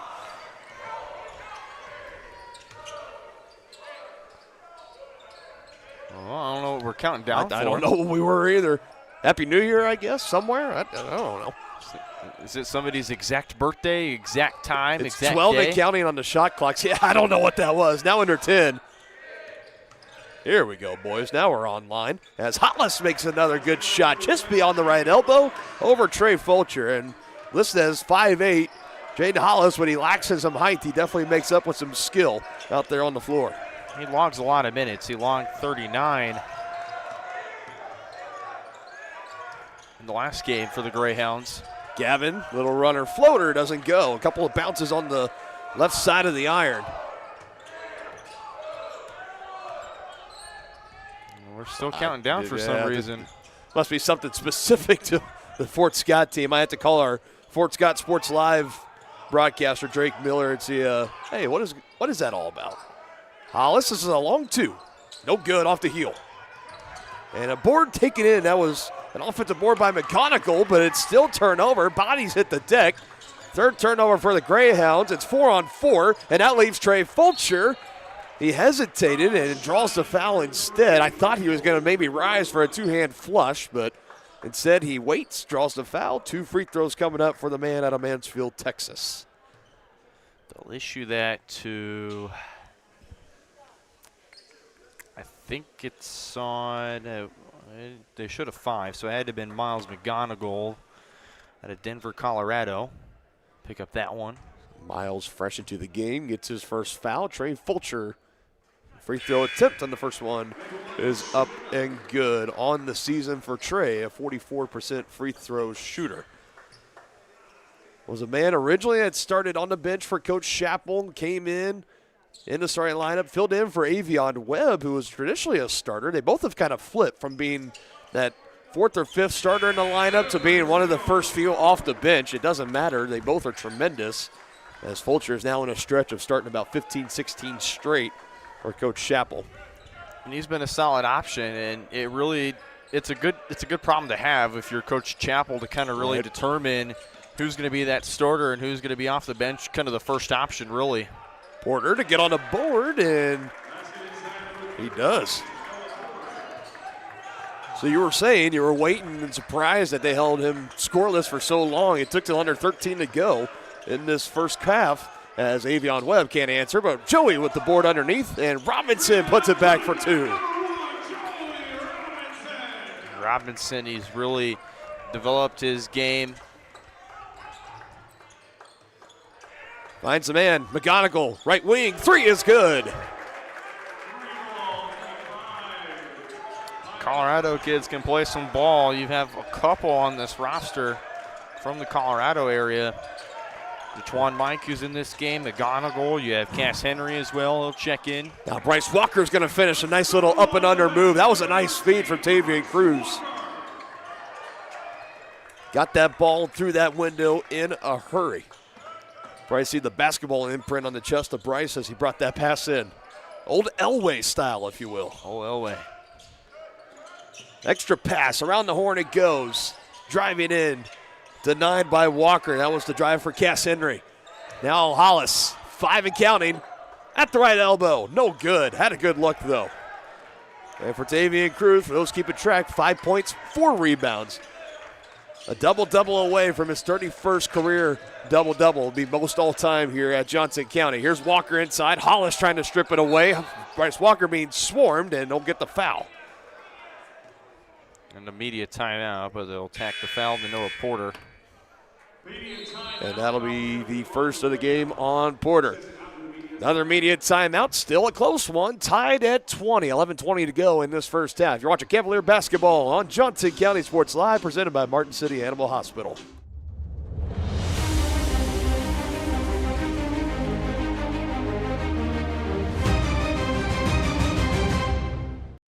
Hi, I'm Dr. Aaron Stows with Martin City Animal Hospital, located just minutes east of 135th and State Line Road. At Martin City Animal Hospital, we provide cutting-edge diagnostic services, including digital radiology, ultrasound, and in-house same-day blood work. Also, specialty care such as general surgery, cold laser therapy, animal chiropractic, small animal reproductive services, and dental cleaning. With 4 other locations and a team of 15 veterinarians, our commitment to you makes Martin City Animal Hospital the vet you can trust.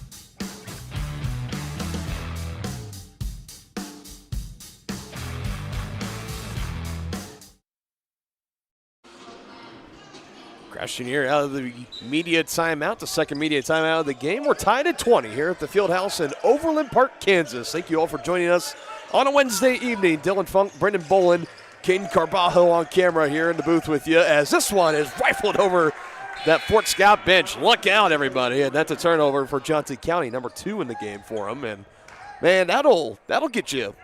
That'll get your attention over there on the bench, right? Yeah, no kidding. And that ball was coming in with some smoke trails, too. A chance to retake the lead on this possession for Fort Scott. Both teams looking like making some substitutions out of that last time out, particularly for Fort Scott. Here's Taft with it as he surveys around. This is Devin Boone. Now he hands off to McGonigal. Back in the hands of Hastings as he drives. It can't finish. There's rebound number 5 for Tavian Cruz. 5 points, 5 rebounds for him. Halfway through that 31st career double-double. Here's Walker on a lay-in. Borderline dunk, and this PA announcer has something extra to say. No good on the 3 at the other end, but still controlled by Fort Scott. I don't know how they didn't step on the baseline and or travel. Nonetheless, Boone, head fake, extra pass. We get a few more extra with some pizzazz. Boone for his second. Can't get it to go. Walker deflecting that. That was almost a offensive rebound. Had Marco Taft's name written all over it, but he couldn't get it to go. You can hear Coach Chappell. He says he wants more movement. Cruz, the pull-up. Yes. 7 points, 5 boards. We need like the Otani countdown in the corner for Tavian Cruz after every assist, every point. Just have it pop up on the screen. He's getting this close, this close. This is Robinson with the board. Fights off Boone. He hits the deck. Everyone will recover. Let me just log into Photoshop real quick. Harvey, yes, on the drive-in. Aggressive drive for the sophomore Gavin Harvey. If I'm Coach Glover, I wouldn't stand to watch a few more points go in. He'll let his team play out, but if Johnson County starts to score a few more, I'd call a timeout to stop the momentum. It is now a 6-0 run. We were tied at 20 coming out of that second media timeout. Both teams still with all 4. As more subs come in, it's Trey Fulcher for Johnson County. Joey Robinson will exit, very frustrated as Joey heads back to the bench. Strong conversation with Coach Chappell. Very frustrated about either something going out there on the floor. Coach Chappell's going to give his star sophomore a chance to try to get his breath and put that behind him. Meanwhile, Fort Scott trying to end this little streak of Johnson County at 6-0 run. Here's a good opening for Hastings, who can't knock down the 3. Fort Scott did a nice job on a screen, but Harvey has read it perfectly that first time around. Fulcher back up top to Harvey. Offense will reset. Walker coming up near the top. Harvey will drive left, has an opening, kicks it out late. Avion Webb, big three on the way. Can't make it a 9-0 run. Fulcher can make it an 8-0 run, though. And there is that timeout. Second-year head coach Matt Glover has seen enough. It is 8 unanswered for Johnson County out of the immediate timeout. 8:33 to go in this first half. The Cavaliers starting to put this one in control. We'll be back with more here on Johnson County Sports Live.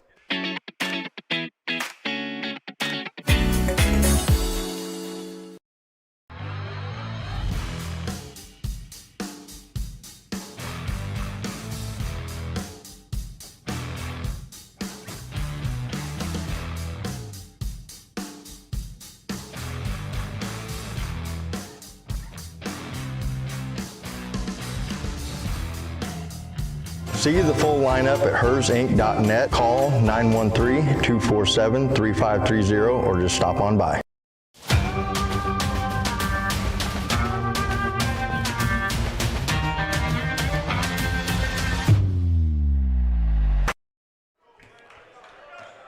This Fort Scott offense has been held scoreless for a few minutes of game time. Has seen them fall from tied at 20 to now down 8, 28-20. Under 8.5 to go until halftime. Got a lot of good content to break down coming up in the Attic Storage I-435 Storage halftime show. Extra passes along the perimeter. Need a three, just can't get it. That one off. And another board for Tavian Cruz. I believe that's number 6. It is. Here's Webb kicking it out. Nobody home, but Fulcher able to track it down. Almost would have been a third turnover for Johnson County if it weren't for Fulcher being right place, right time. Straight up beat Devin Boone to the spot. That's just good hustle. Now Fulcher on the jab step and the step back three. It's good. Trey Fulcher doing it all. Oh, 2-point. Foot was on the line. 7 for Trey in this one. Or make it 9, sorry. Missed his free throws. 9 in the game for Fulcher. It's been impressive. And the largest lead for Johnson County at double figures, and it stays, but a foul. Ooh, a late whistle comes. That was late, yeah. Coach Chappell can't believe it, too. Jatwan Mike on the drive, and that whistle came in as the ball was coming off the rim. So we'll have 2 free throws for him. Yet another media timeout. Got a backlog of commercials here in this first half. 7:23 in this first half. We'll be back with more here on JCSL.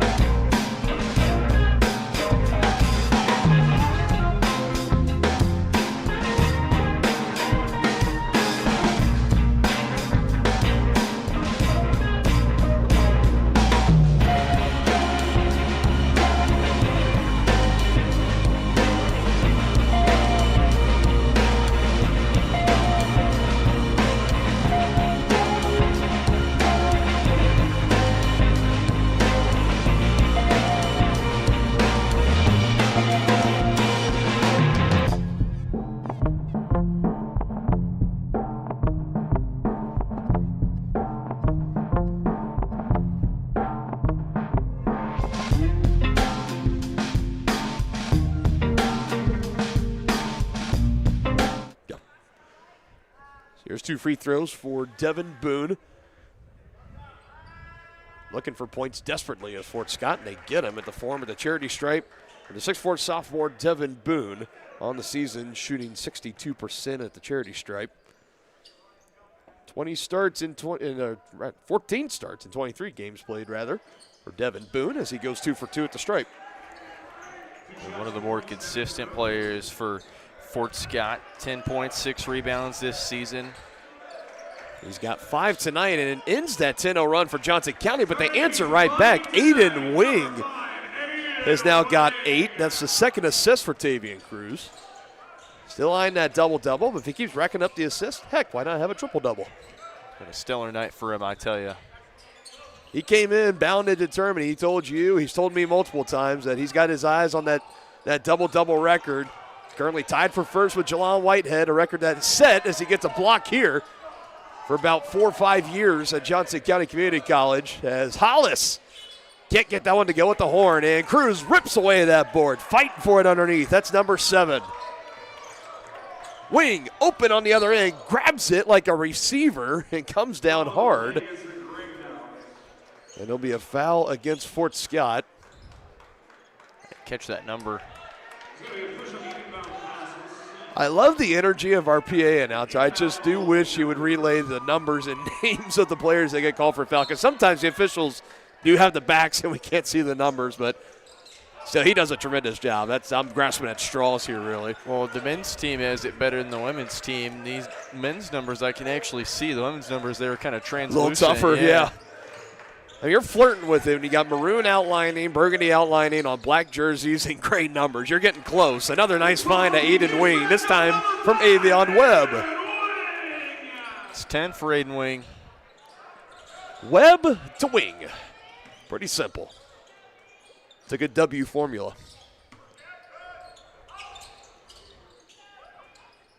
Inside, Porter fouled.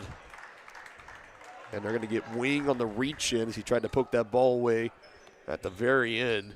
I'll say on the shot, though, too. So looks to be okay. I'll give Porter to the line. He's been the only Greyhound to start every game this season. Imagine one of the leading scorers in the conference. Hasn't missed a game. 19 points, 6 rebounds, 2 assists on average. The tremendous field goal percentage, 57%. That is unreal. 69 from the line, 19 from deep. He goes 0 for 2 here, and another rebound for Cruz. It's 8. 7 points, 8 rebounds. He's getting close. He could potentially wrap it up by halftime. Wing, just short, tipped by Robinson, but nobody home. Outside of Hastings, who takes it the other way for Fort Scott, as Hollis will peel it back out. Now Porter through 2 Cavalier defenders. No contact, no whistle. Trey Fulcher brings it across the timeline. Cruz thought about it. Thought we had a Cruz missile sighting there. Meanwhile, Wing is denied. Here we go back on the other end, and it'll be a one-handed lay-in for Jatwain Mike. Been a solid piece. Off the bench for Fort Scott. He went 3 of 7 in the last game from the field. He's shot a solid 46%. Not a bad shooting percentage for a guy that's played in pretty much 23 games. He started in 20 of them. Webb stops on a dime, just can't finish. Already 3 rebounds for Hastings. A bucket to bring another 10 for the first time in a while for Fort Scott. It's a deep 3, and it's no good. Speaking of a guy who could probably have a double-double in this game, too, Trey Fulcher, he's already got 4 boards and 7 points. We'll have a quick timeout. Just a 30-second timeout taken here for Coach Chappell. We'll keep it here. Taking a look at the upcoming schedule for Johnson County. We got the final regular season home game coming up this Saturday here on Johnson County Sports Live. A doubleheader for the men's and women's. It'll be sophomore day. We'll recognize all of our sophomores here at the both basketball teams as they take on the Neosho County Panthers. Should be a couple of good games there. Both teams close out the regular season on the road a week from now, the 25th, at Allen with the Red Devils, and then it'll be the following Monday, March 2nd. That's the first round of the Region 6 tournament. The way it goes is the higher seeds host games in that first round, and then after that Friday and Saturday, semifinal and finals games will be over at Kansas City, Kansas Community College. Those games will not be viewable here on Johnson County Sports Live. You'll have to go over, pay a subscription to the KJCCC Sports Network to follow the both Cavaliers squads through all their postseason. When they get to the national tournament, it'll be through the NJCAA Sports Network. We'll be watching for sure. Wish we could be covering, but we'll be watching as both teams have a legitimate chance to bring home some hardware, maybe even hang a banner or two here at the Fieldhouse. As Cruz Just the miss. Robinson, the board, gives back to Tavian. The little sky hook is good. He's got 9. 1 point away, 2 rebounds away is Tavian. Here's a clean block for Bryce Walker. Leading blocker of the team. Now Robinson coming up the wings. That pass a little bit behind him from Harvey. Turnover number 3 for Johnson County, and it leads to 2 points on the other end for Jaden Hollis. Leading scorer for Fort Scott now at 8 points. And that's just a case of the Cavaliers in transition, maybe getting just a little too greedy, a little too fast. Here's Fulcher, nice move, just can't go. Kind of just forced it up there a little bit, thought he had enough room. He landed a lot of them so far, and they'll pick up a foul. And another media timeout I just heard. Oh, goodness. We got 3.5 minutes. Can we just play on? Let's just do it. I wish we could. 3:31, a 10-point lead for Johnson County, 36-26. More Johnson County basketball when we return.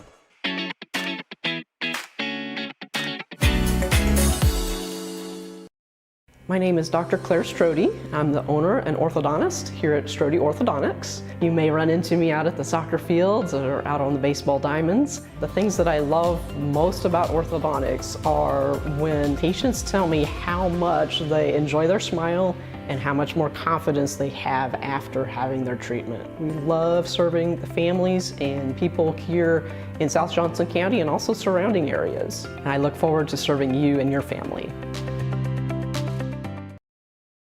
Hers Incorporated in Spring Hill is your area's premier small engine repair shop. Before you replace that faulty trimmer or mower, let our experts get you back to work. And if you are in the market for a new handheld, we carry Maruyama and Red Max trimmers. Plus, Hers is still the best place for hydraulic hoses, cylinder repair, and mechanical control cables. If that's not enough, we're also a UPS drop-off location. To learn more, visit us at hersinc.net, call 913-247-3530, or just stop on by.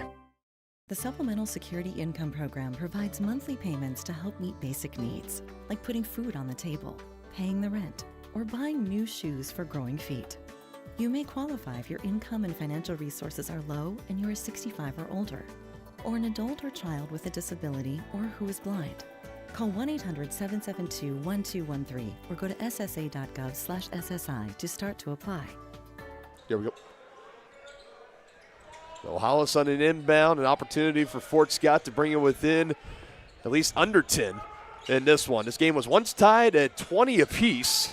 Cavaliers have gone on a 16-6 run since. Here's a 3 on the far corner. That's no good.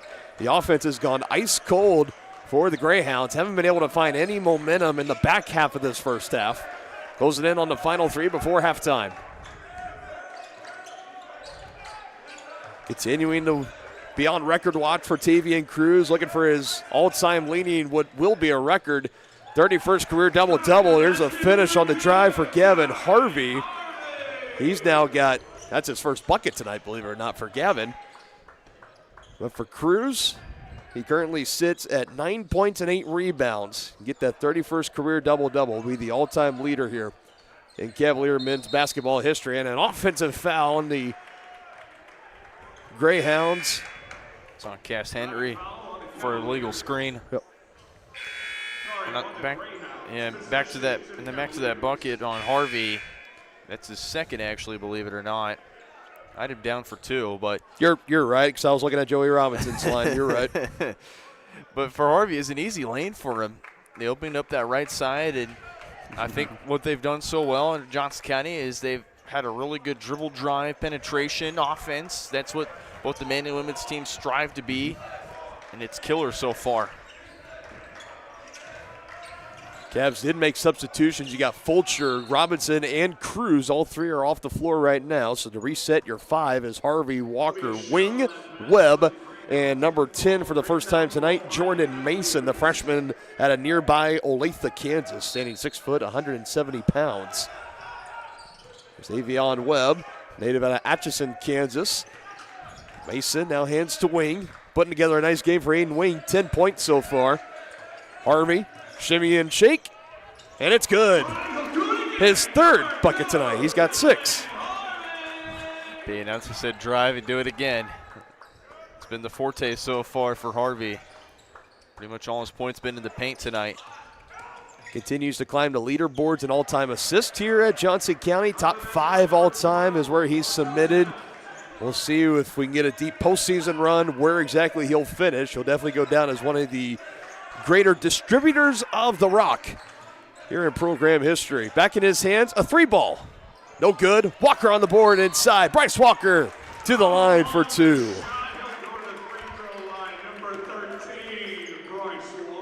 There's a lot of good players out near Springfield, I'll tell you what. I had a buddy of mine that I go to school with at UCM. Said a lot of premier players out in the Springfield area. You got a lot of the nice high schools out there. For Bryce Walker, make no exception that he's been a phenomenal freshman from that Springfield area. It's another guy that's seen time in the starting lineup. He has 3 starts on the season. He's been tremendous at being a rim protector, one of the top in the conference in total blocks, top 5. Leads his Cavalier team of upwards of near 20 blocks on the season, and he goes 2 for 2 at the line there. So 6 points off the bench in this one for Bryce Walker. Has a rebound or 2 sprinkled in too. 90 to go before half, 42-28, a Johnson County Cavalier lead. Following a similar pattern to the way the first matchup went between these two back in January.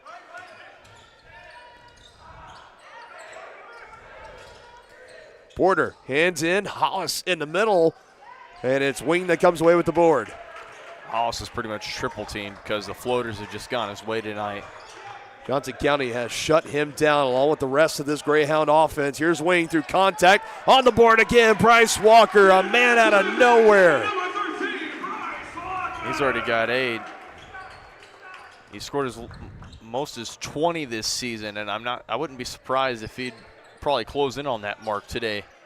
Nearly pokes that one away out of the hands of Porter. Now he's going to test Walker. Hands it off instead. Now this one's poked away by Mason. Still in control of the Greyhounds. A far corner 3 is no good. Gavin Harvey that rebound. Bodies on the deck. It'll still be Cavalier basketball. Shout out Jim Dice walking along the baseline towards the gymnasium doors. 2.3 seconds between shot clock and game clock. Johnson County can essentially take up almost the entirety of this first half. All of it that's left, at least, on this possession. Jim's always giving me such a hard time. No, I'm kidding. You know what? He's one of those guys, if he's not giving you a hard time, that means he's not very interested in you. Yeah. So if he's giving you a hard time, you like it. That means he likes you. I love Jim. I always love talking to him in the baseball If you don't like press Jim box. Dice, if you don't like Jim Dice, you're the one with the problem. Exactly. 5 on the shot clock. Wing at the elbow. Fighting off multiple defenders. Aiden Wing, have yourself a first half.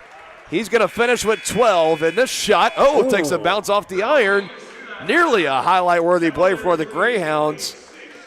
We had that second media timeout. It was tied at 20-20, and now it is 46-28. An 18-point lead for Johnson County. Strong and sturdy as we go to the locker room here. We'll be back at the Attic Storage halftime show here on your home of the Cavaliers, Johnson County Sports Live.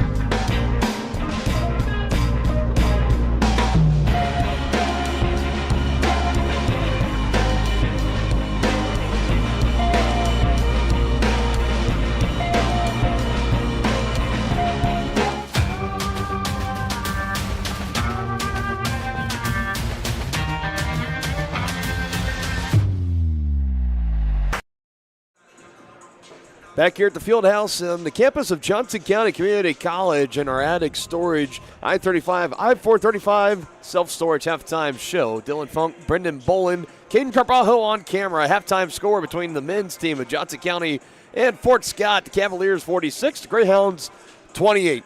Cavaliers in that first half going on a 16-8 run. Really put a lot of space between themselves and Fort Scott. Let's get through some first half stats, some point totals for you. First for Johnson County, a quiet first half for Joey Robinson, just 2 points thus far to go with 3 rebounds and 3 assists. Gavin Harvey, 6 points, 9 for Trey Fulcher, having himself a sneaky, quiet, good game. 4 rebounds mixed in there as well for Trey. 12 points, leading scorer in the game. The only player with double figures is Aiden Wing, really having himself a good game. 12 points, 1 rebound, and 1 assist, and most of those points, if not all 12, have been coming from inside the paint as well. 9 points for Tavian Cruz and 9 rebounds. So that means he is 1.1 rebound away from claiming his all-time leading 31st career double-double here at Johnson County Community College. Would be a new program record. Probably, my money says he's going to hit it in the second half, fairly early in the second half 100%. as well. Yeah, 100%. So we'll see about that. Also has 3 assists in there and 1 block just to sprinkle in there. 1 for 2 from three-point range as well for Tavian. Points off the bench is 8 so far. We've seen 3 different players. None for Jordan Mason, none for Avion Webb. Very rare you see him go 20 minutes without getting at least a field goal in. He's 0 for 3 so far. 8 points for Bryce Walker. To also have 3 rebounds and 1 block. He's had himself a good game. Johnson County shooting from the field 56% in that first half, 22 from 3 as a team going 2 of 9. A perfect 4 for 4, however, from the free throw line. That's 100%. I got C's in all my math classes here at Johnson County Community College back in the day, but I can tell you 4 for 4, that's 100%.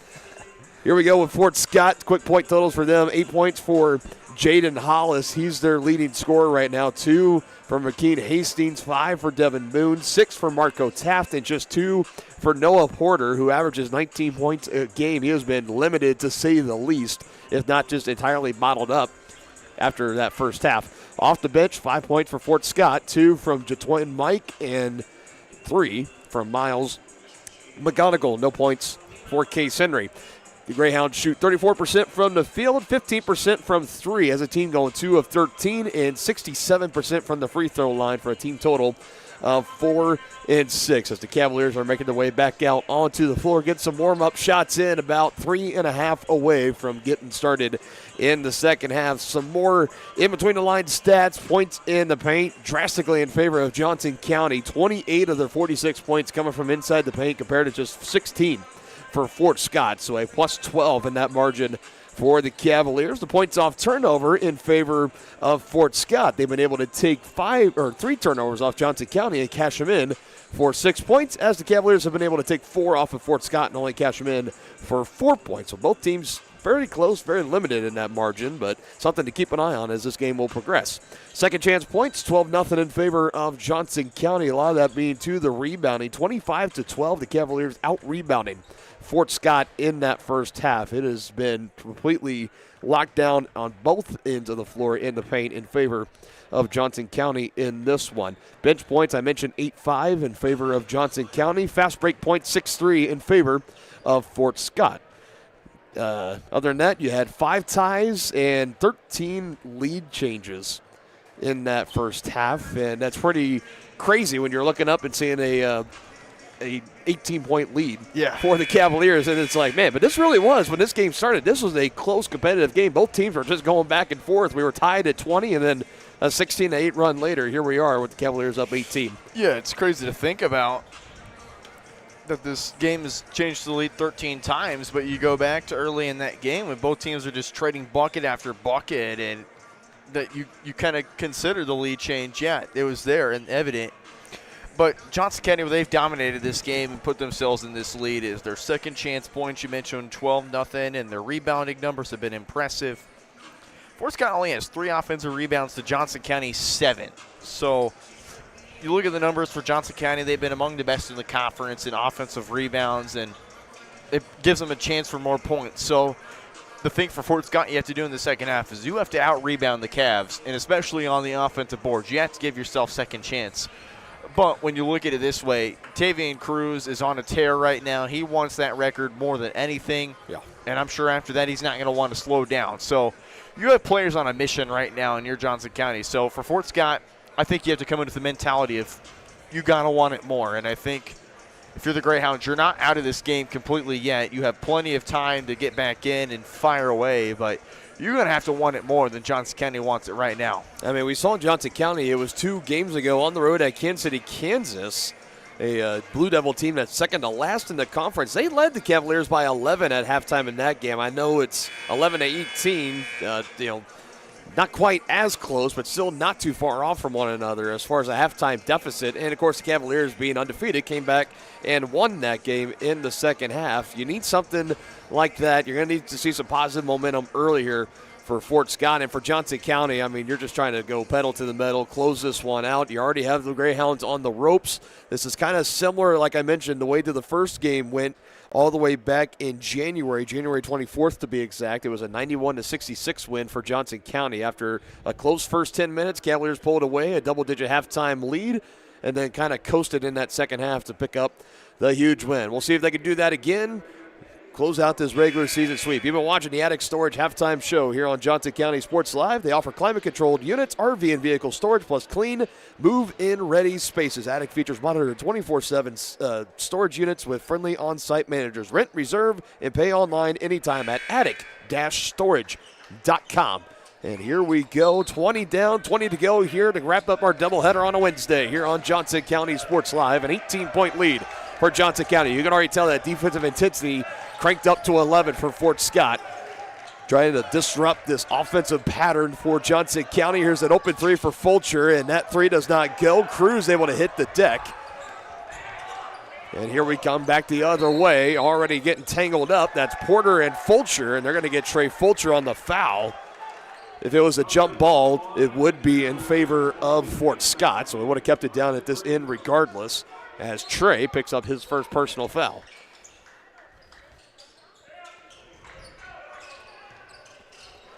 Definitely a big key for Fort Scott. Your leading scorer, Noah Porter, just 2 points in that first half. That's not going to get it done. You're going to need an uptick of points from him here over these next 20 or so. As right away, 2 fouls quickly picked up by Johnson County. And that's going to send Hollis to the free throw line. Avion Webb quickly off the bench for Coach Chappell and Coach Jones respectfully.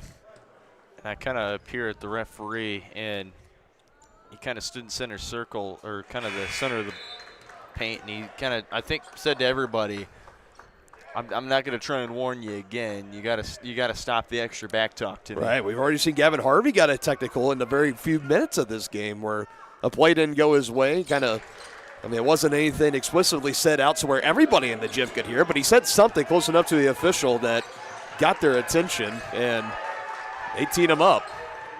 Hollis now with 10 points, the only Fort Scott basketball player with double figures. Here's Cruz. Comes up short on that attempt. Good defense there by Porter. Maybe he said "ay caramba" or something like that. Hollis passes it off late, fits that into Boone, who quickly will hand back to Hastings, who's got it near the top. Now Taft on wing, gets it to go with the left hand. This is the start you wanted if you're Fort Scott. And they're just playing pretty physical right now. If you get him in momentum, you're going to force Chappell to use a timeout. He normally doesn't use timeouts much that we've seen. Quick 4-0 start for Fort Scott to start this second half. And now this one on the baseline by Webb. Got a little, just slightly off balance. He's already going to his bench. First we see Jordan Mason today. Yeah, he is right back out there as Harvey is going to be the man to come out. Both teams took pretty good care of that basketball in the first half. 4 turnovers for Fort Scott, 3 for Johnson County. There's their 4th of the game right there. And this one will go out of bounds, and that'll be in favor of Johnson County. Porter was maybe a couple inches taller. I think he would have gotten that one, but just way over his head, yeah. That fast physical defense bringing some light full court pressure, making things a little harder for Johnson County. Still able to work through. Avion Webb will take point now with Harvey over on the bench. Lost it again. a lot of extra physical contact, and you see the Cavaliers, they're trying to have their spirits uplifted, but they're evidently pretty upset with the way that the contact's been going and the referee's allowing it. You can tell Fort Scott has come out with a little bit more of a fire out of that halftime locker room so far than Johnson County has. Just a couple of minutes in. Here's a running lay-in, no good. Good contest late by Cruz, but it's Porter that goes up and finishes for his first points of the second half. He's got 4 in the game, and they're going to need more of that from Noah Porter. It's only his second bucket today. It's a nice fake by Robinson. Act like he's going to give it to Cruz and then just dribble through. Now that Fort Scott bench starting to get loud. They're traveling fans trying to get into it as well. Webb has turned it over, back-to-back possessions here, the baseline, looking for a big step-back three. Can't get it to go, but Cruz on the board underneath. Has it taken away by Porter. Was his foot on the baseline? I don't believe so. At least the officials are going to say not. Possession arrow in favor of Fort Scott. Officials getting quickly in there to break apart any potential skirmish, and I think it's actually going to be a foul on Tavian Cruz out of all of that, and he's looking around. He can't believe he got called for the foul as he's asking the official for an explanation. Coach Chappell's even getting an explanation too. I would like an explanation. I'm not going to lie. Coach Chappell is going to take a 30-second time. Yeah, they did take a 30-second timeout. Okay, well, I saw him take it, and I heard timeout Fort Scott, timeout Greyhounds. So that's why I got a little crossed up there a little bit. So 3 remaining for both teams. So call it immediate timeout. So, yeah, we'll just go ahead and just take the immediate timeout with it. Greyhounds trying to claw their way back into this one, down by 12 after being down 18 at the halftime break. We'll step aside. We'll be back with more here on Johnson County Sports Live. The Supplemental Security Income Program provides monthly payments to help meet basic needs, like putting food on the table, paying the rent, or buying new shoes for growing feet. You may qualify if your income and financial resources are low and you are 65 or older, or an adult or child with a disability or who is blind. Call 1-800-772-1213 or go to ssa.gov/SSI to start to apply. Produced at U.S. taxpayer expense.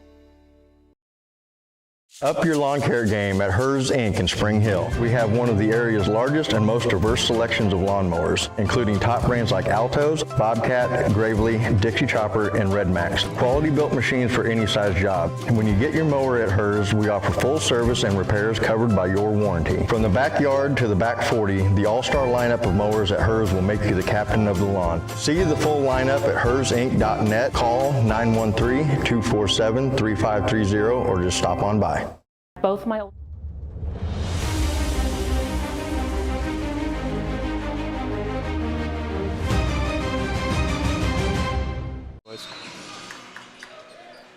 So while the first half belonged to the Cavaliers, ended with an 18-point lead at half. Now see it dwindle down to just 12. Still in control for the time being, but definitely all the momentum on the side of the Greyhounds, and a big bucket here could potentially bring it under 10. Inside. And another bucket good. That time on the feed to Mike. There come the Greyhounds. Needed a big surge of momentum to get them going in this one. Cavaliers still looking for their first bucket. About 3.5 into the second half. Has opened the door for Fort Scott, to say the least. Another one on the deck. Diving out after it. Wing drives in, and he finishes. Aiden Wing ends the streak. He's got 14 now. It's been a guy that they've not been able to stop, is Aiden Wing. And you mentioned already 14 for him, but he's been a really physical player inside. Jaden Hollis, he has been pretty fun to watch here tonight. Our colleague of Varsity Sports Live, Drake Miller, the man for Fort Scott Sports Live. He's been able to watch him all season long, and he has been a dandy so far here tonight, no doubt, as we'll have a foul against the Greyhounds, and that'll go quickly against number 3, Mike. It's a second personal. It'll be Robinson with the inbound right in front of the stands here. Pretty packed full as we had celebrating our academic excellence across all sports tonight. Happened in between the women's and men's game. Wing, little fadeaway, doesn't go. Robinson tip back, that's no good. Gets his own board, and a good hustle play inside by Joey Robinson. He'll earn 2 free throws. Just what you needed. He was trying to go for it. He was jumping, trying to snag it, and then does just that, able to get the rebound. But again, we're going to go to another media timeout. Joey Robinson, a 68% free throw shooter. 2 will wait for him on the other side of this media timeout.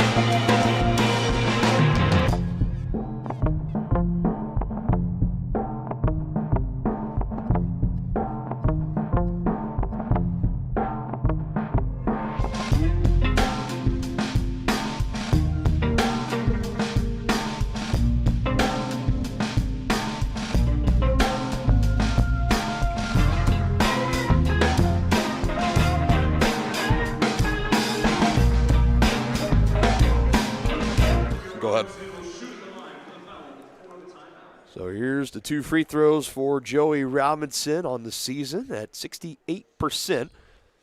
First free throw up and just off the front iron. Recorded his 3rd double-double in the last game at Labette. It was a 10-point win for Johnson County, 66-56. 10 points, 10 rebounds, and 2 assists. Also had a pair of three-pointers in there as well. 0 for 2, but another board for Aiden Wing, and a putback is good, and Aiden Wing could very well be the MVP of this game for Johnson County if they come away with a win. He's 16 for him and closing in on his season high at 28 this year. It was so great to see him back out there, full health. He's been a force to be reckoned with coming into conference play. He only missed 2 games, but he was sorely missed and enjoying the limelight. Here's a deflection by Cruz. There's number 10 on the board at least. His next bucket will give him that record-breaking 31 career double-double benchmark. Has another whistle and a foul. It's going to be on Hollis. Or, sorry, it's, yeah, it is Hollis. Should be Hollis. So now Gavin Harvey is going to go to the line for the first time tonight. So he takes a couple of collective breaths before he lets his first one up, and it's good. A 57% free throw shooter. Definitely has struggled this season. Last year as a freshman, he was well above that mark, but it's just been kind of so-so this season as he goes 1 for 2 on that trip. I'm going to call it a sophomore slump. I mean, you look at his freshman year to now, you'd say he definitely played a lot better his freshman year, but... Yeah. I mean, all of his other stats are on the same pace, if not better. It's just the free throw shooting. That's kind of the one outlier. Absolutely.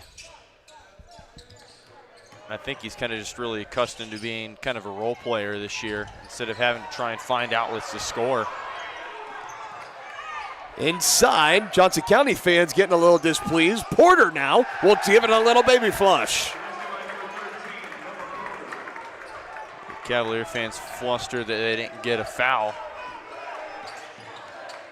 Now this one poked away from Robinson, but it will be, of course, last off of Marco Taft. Quick with the hands for the native of Hong Kong as Coach Chappell looks on over in front of that Johnson County bench. 14.5 to go in this one. Cavs still up by 11.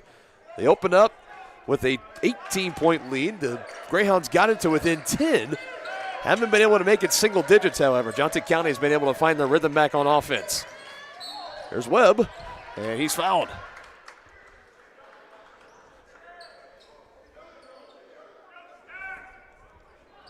I think again on Hastings, his first personal.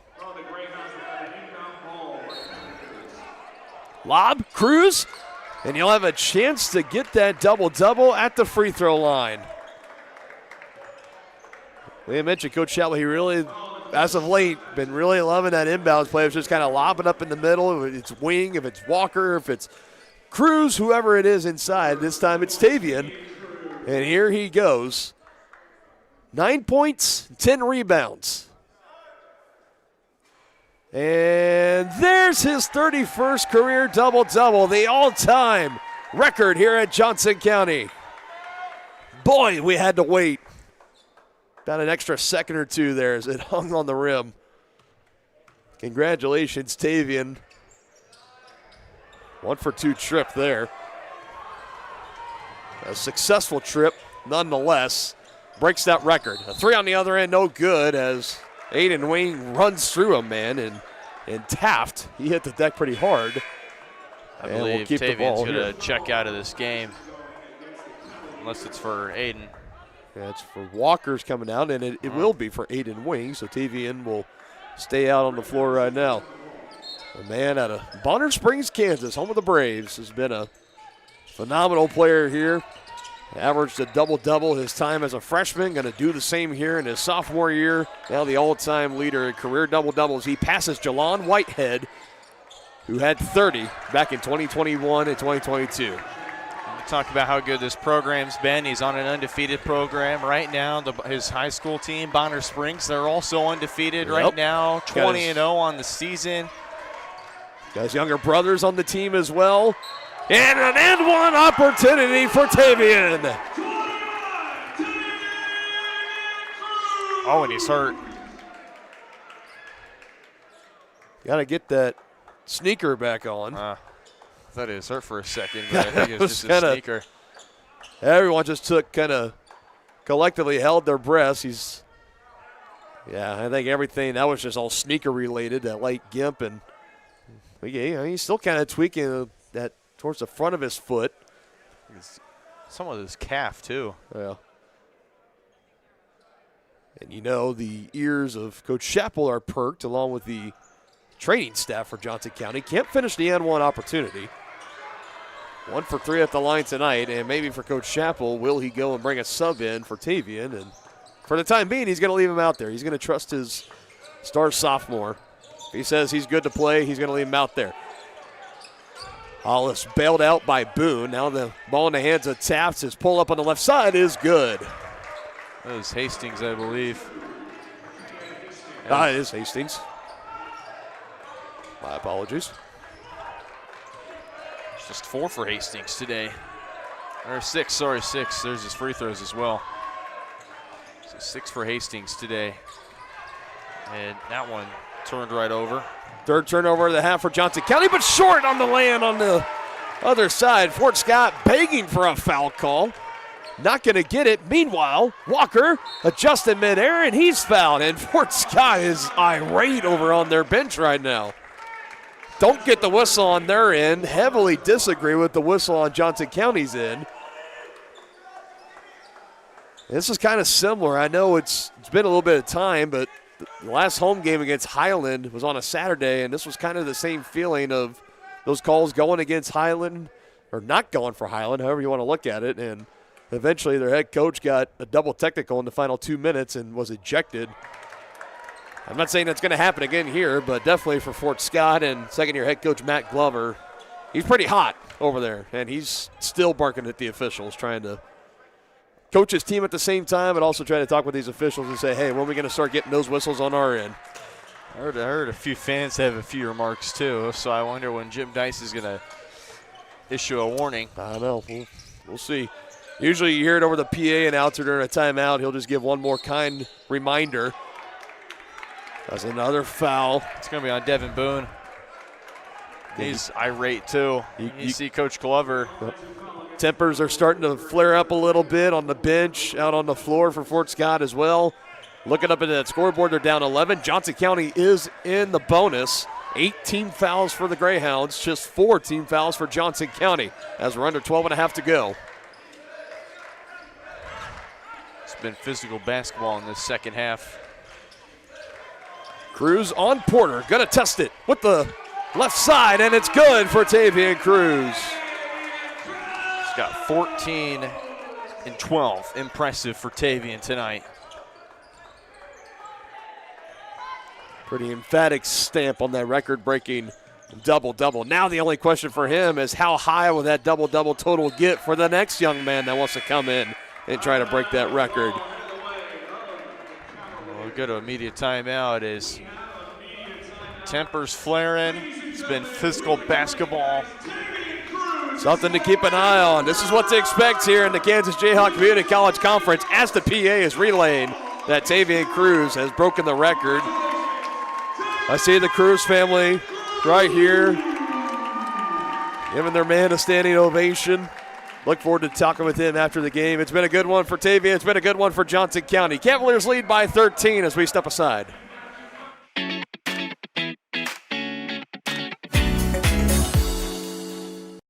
Both my older sons have come through Strode Orthodontics. It's reasonable, it's been easy to make appointments and to follow through. Adam has finished the process and they've been fabulous for following up and making sure his retainers fit correctly. My younger son, Lucas, just started at 13. I would highly recommend Strode for anyone considering it.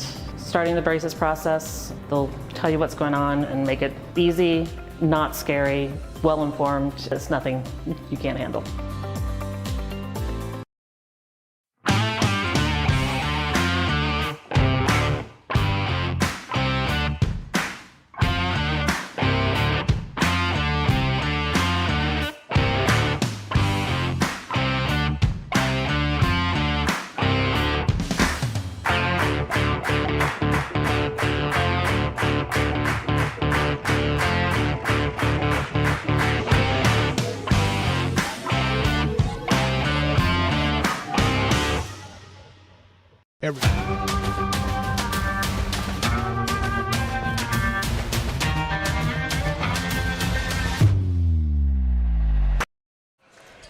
Cavaliers with the lead and with the basketball as Robinson gets it in to Gavin Harvey. Overland Park native to Overland Park native. 57-44.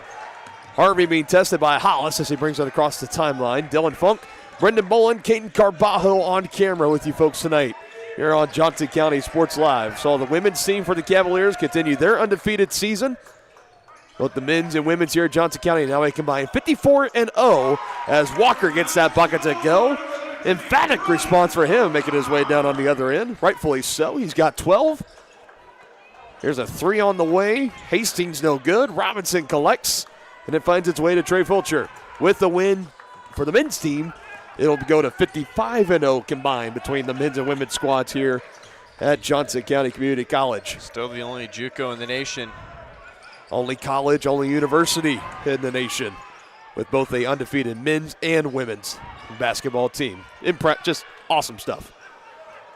Been getting a lot of local attention and even beyond that, a lot of eyeballs here on the home of the Cavaliers as Hollis is going to go to the line for two. Oh.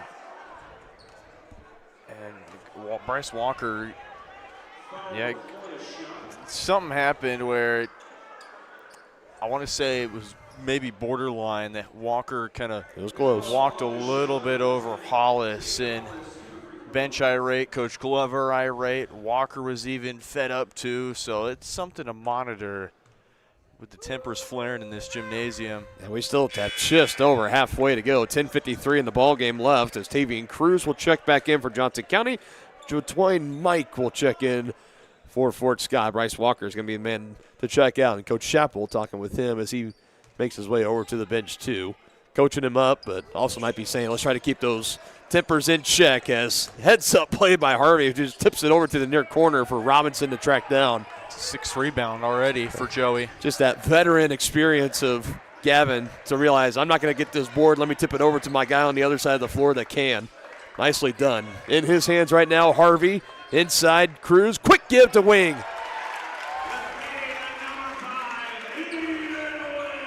It's 18 for Aiden. Cruz's third assist tonight. I mean, what more could you ask for Tavian? Fulcher coming up the back of Hollis, and unfortunately he's just going to get tagged with the foul there. Couldn't hold up as a late. I mean, if you're looking at like potential player of the game honors, it's kind of tough because you got Tavian Cruz, who his 31st career double-double on the season. I mean, it's close to his 17th or 18th, right around that mark of the year, and all-time record breaker. But then on the same hand, you got Aiden Wing, who's rattled off 18 points, and has had a great game. Really looking back in the form that he was kind of right heading into conference play. He was on a tear where he had 15 or 20 or plus points in like 3 or 4 straight games before his injury. I mean, those two definitely have been one of the just many shining stars tonight for Johnson County. It's been very exceptional play tonight for Coach Chappell's team. They lead 61-45. Hollis got crossed out of his shoes there a little bit. Did. You see him. He's playing close defense on Harvey. It's been a guy who's been trying to stop. Calling offensive foul on Cavaliers. I didn't catch what number because it was so quick that they just ran by. Yeah, I think it was Jordan Mason. They were getting him the ball in that near corner, and I think it's back heel, got the baseline right in front of that Johnson County bench as Coach Chappell just kind of shook his head in frustration. 7 turnovers tonight for Johnson County, 4 in the second half. Bodies hit the deck again as Robinson comes away with the board for Johnson County. Harvey pushing it up the floor to Cruz. Back in the hands of Robinson. Fans starting to voice their frustration with this officiating crew. Now a Jordan Mason 3. Rattles in and out. So close to his first points of the night. Now we have Mike with the Euro step. Lay in, no good. Yeah, tempers flaring. I mean, this is Hollis and Harvey. It's been quite the rivalry between them. Harvey is, they're going to get Hollis with the foul. As Harvey, with all that forward momentum, taking him right to the bench. He looks like a spectator sitting in the bench right now, or in the stands, however you want to say it. And again, and I'm not saying, like, I don't want anything to boil over, of course. Technical fouls being handed out, kind of getting one thing can lead to another. Things can escalate really quickly. But between the coaching staff, the bench, the players, and now the fans starting to voice too, you could just kind of feel like at any point that if somebody feels like they get hit a little too hard or gets pushed a little too far, that we could meet that boiling point and maybe we could see some technicals issued. Hopefully not, but fierce rivalry here within the KJCCC. Anything can always happen. Harvey goes 2 for 2 on that trip. He's 3 for 4 tonight from the line. You could see he went over to Coach Glover, and Coach Glover said, hey, we don't need any more of this. Fouls racking up, 9 team fouls for Fort Scott. Next one puts Johnson County in the double bonus, 2 free throws regardless. 6 team fouls for Johnson County, so they're next. We'll put the Greyhounds in the bonus as they turn it over. Robinson high off the glass. Cruz comes flying in for the rebound, and it'll stay at this end with Johnson County as they are knocking on the door of a 20-point lead, potentially more, with a three-pointer on this possession. They're flying right now on fumes. And in this first half, we had 5 ties and 13 lead changes. A 16-8 run to close out the first half later. Johnson County has held a double-digit lead since. Robinson tracking that one down near the timeline from Harvey. Now Joey takes some contact, just can't finish off the glass. A clean rebound by Keith Henry. Now Hollis being swarmed, dribbling out of potential double team with Robinson and Mason both trying to track him down. Now everyone will take a quick moment to collect. Here's Mike. Had it stripped away by Robinson. It's a clean strip by Robinson, just pokes it away. It was still in the motion. And Hollis has really wanted the basketball all game, and there's a reason why. He's feeling himself. He's got 15 in the game. Yeah, I think for Johnson County, defensively, maybe the bigger story is that Noah Porter, the 6'7 freshman from Garnett, Kansas, Anderson County High School, 19 points per game on average, one of the top 5 scorers in the conference. So far in this game, it's just been held to 6 points. We got 8 to go in the ball game. Hollis has been the main man as he misses that shot. That's a nice job by Mason defensively. They're going to get Chwan Mike for a reach. It's his 3rd personal.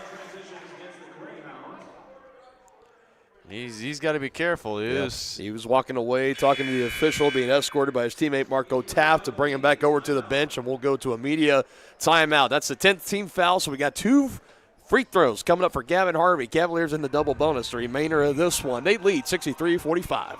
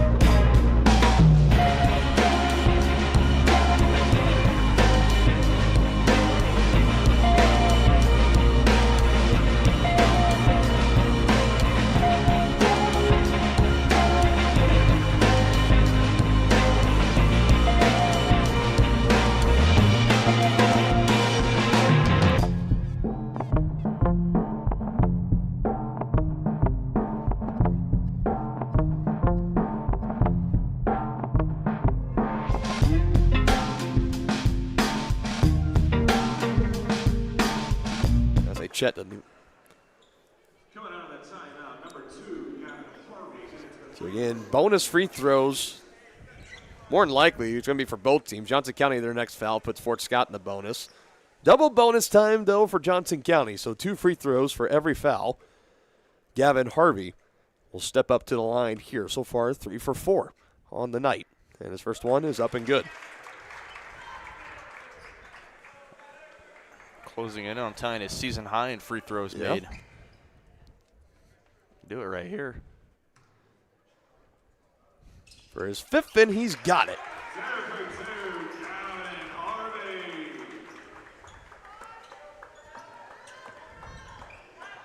And the lead is at an even 20, largest of the night for Johnson County. And time is really starting to run out here for Fort Scott. Started out the second half strong. Took an 18-point halftime lead down to within 10. But haven't been able to get any closer in on these Cavaliers as they just continue to force their will. Avion Webb still scoreless in this game. Could change here. He passes it off instead, and it's ricocheted off of Walker and Mason, but they'll say last off of Hollis. And again, for Coach Glover at Fort Scott, he is literally bent over at his knees right now. Does not like or believe the call. I think it was for Webb, but it's Wing with it. Now Mason for his first points. Can't get it to go. Second rebound of the game for Case Henry. Goes it in on 7 to go. Here's a drive by Taft. Euro step around Walker. Was looking to draw the charge. Instead, it's a board for Jordan Mason.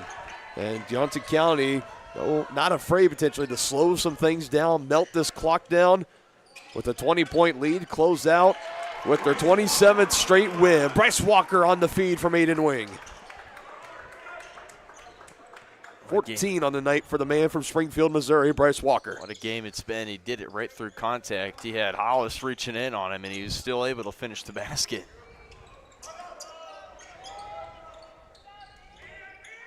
Good look from straight away 3, rattled in and out for Miles McGonigal. Some desperation threes being put up here by Fort Scott, knowing they're running out of time and options. About 6 to go. Webb lost it again. That's the 3rd time he's been trying to dribble around, and he puts it on the deck, and it leads to 2 points on the other end for Jaden Hollis with 16, the best score tonight for Fort Scott. He's been on an impressive tear. Harvey pushed from behind, almost goes into the stands, and he's looking around and asking maybe for a technical or a flagrant. And they're going to go and look at it, I believe. They're going to send the teams back over to their respective benches. It's a foul for sure. It's on Henry. It's his 4th. So Cass Henry. And it could be elevated to a potential technical. This will be a review on the play. Again, they can review these things in conference play. So officials are going to go over to the monitor. You see it behind the scores table on the far side of the gym here. They're going to review it, and I know our instant replay system not working here tonight, but I think if we had a look at it, I think it would be pretty clear and obvious that Henry came over and definitely got some extension on Gavin Harvey, because the way he accelerated forward as he was going up in the air, it just isn't natural. So no, it's definitely a flagrant, and you can tell that I think the middle official is about ready to walk over and say it was a flagrant. Yeah, so I'll say this is going to, I would think, would be a pretty quick review. So now the officials discussing amongst themselves. I don't think anything's been relayed over yet to the scorers table. Now they're making their way over there. Being relayed to both benches. Gavin Harvey making his way to the free throw line. Again, it was free throws regardless for Gavin Harvey. And they do upgrade it to a flagrant 1 on Cass Henry for his 4th personal. Now for Johnson County, 2 technical free throws, the chance to keep it, a double dip opportunity. And Gavin sets a new, I believe, season high in made free throws. That's his 5th, or 6th rather, to just break the tie he had for his last season high. Here comes Aziz John. Be his first minutes in this game, along with Tavian Cruz. 12 points tonight for Gavin Harvey. And here comes Cruz and Aziz John, and Johnson County will keep possession of this basketball. It was the right call, and I think clearly they had enough evidence to overturn it. 7 of 8 from the line now from Harvey. Has made 6 straight as he hands it in to Robinson. Now in the hands of Aziz John, the transfer sophomore from Labette Community College. Mason, left wing 3, no good.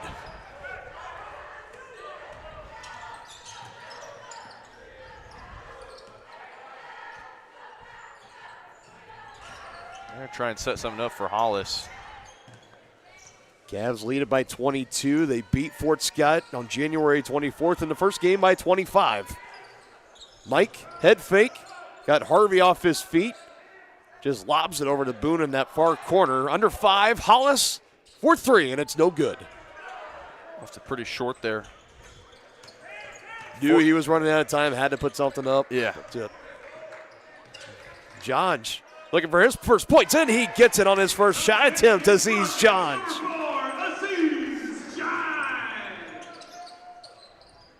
And that ties Tavian's season high in assists with 4 right there.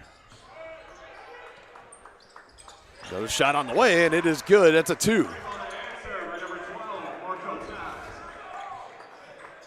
$11 in the game for Taft.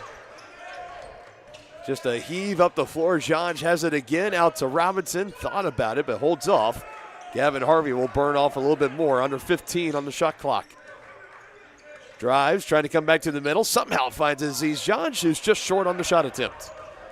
I don't know how Gavin was able to find that ball over to him without turning it over to 2 nearby Fort Scott defenders. Nonetheless, here's Hollis, just weaving his way through, looking around for help. He says, I'll do it myself. And it's off the heel and good. And that is pretty much how the night has gone tonight for Fort Scott. It's been Jaden Hollis that's been pretty much trying to put the team on his back the best he can, making the most out of every opportunity as he's looking down on the floor and maybe lost a contact. Yeah, there's a contact. There's only 2 things you're really looking for on the floor of a basketball court. You're looking for your contact or you're looking for a piece of your chipped tooth. Outside of that, I mean, there's no jewelry or anything. If you drop your mouthpiece, I guess that could be another thing, but. It might be a tooth. Very well could. He just walked over, handed it to somebody, and he's back out there. I'm not sure what that was. I don't know. That's some legitimate toughness, though, if it ended up being a chipped tooth. Oh, my goodness. That's how bad Hollis has wanted a game like this.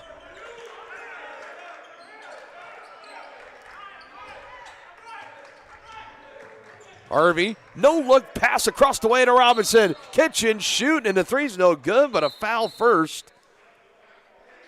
And it's an offensive foul. It's going to be on John. Final immediate timeout of the game. Thank goodness. 71-51. We have a lot of them, I feel. 71-51, a 20-point lead for Johnson County, closing in on their 27th win of the season.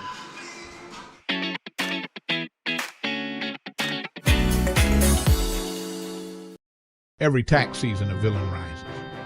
Keep those numbers messy. I thrive on confusion. But when overpayment strikes, a hero answers the call. You can't save them all, Captain. Watch me. Prime Accounting, fighting for your deductions, protecting your refund. Don't let Tax Luther take your refund. Join Team Prime today. Power to the people who fight. To find a location near you, go to primeaccounting.net.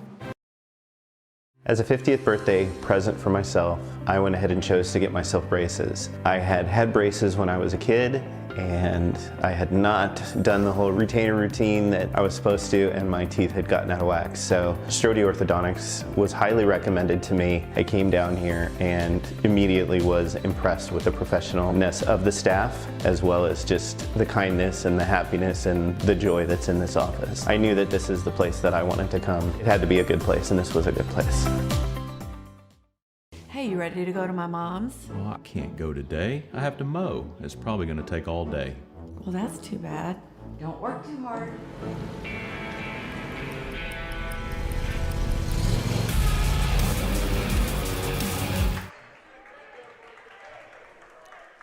okay.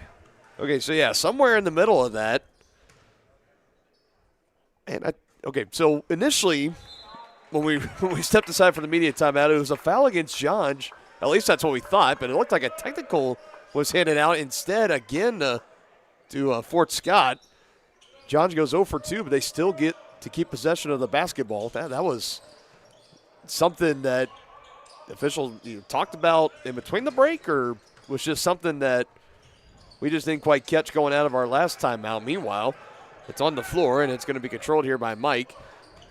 Morton is Jordan Mason. He takes this away from Hollis, and from behind, he's nearly a piece. And yeah, that's a technical. Yep. So Mike got a piece of it, and he was talking a little bit to Jordan Mason. Officials right on top of it, and I think for Twan Mike, I think that's it for him. He's done. Yeah. At least the 5 was held up by the official.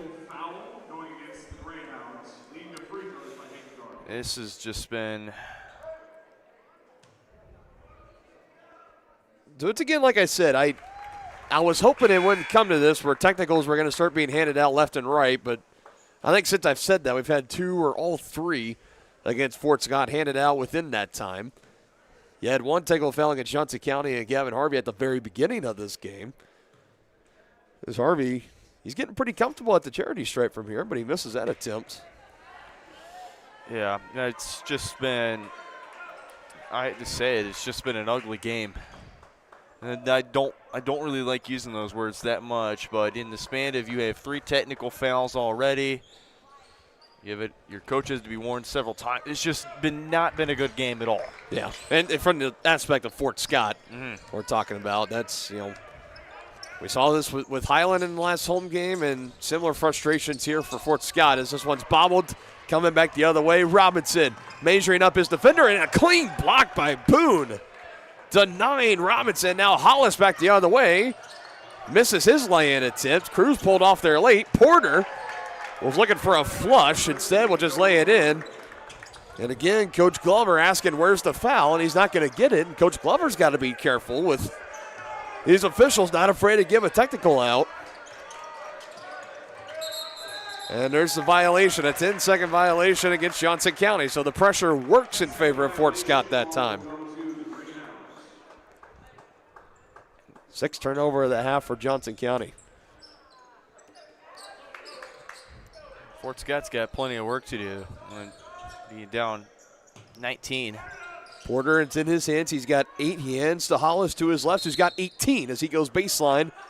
And it's denied, and a late swat in there from Aziz John. Again, this is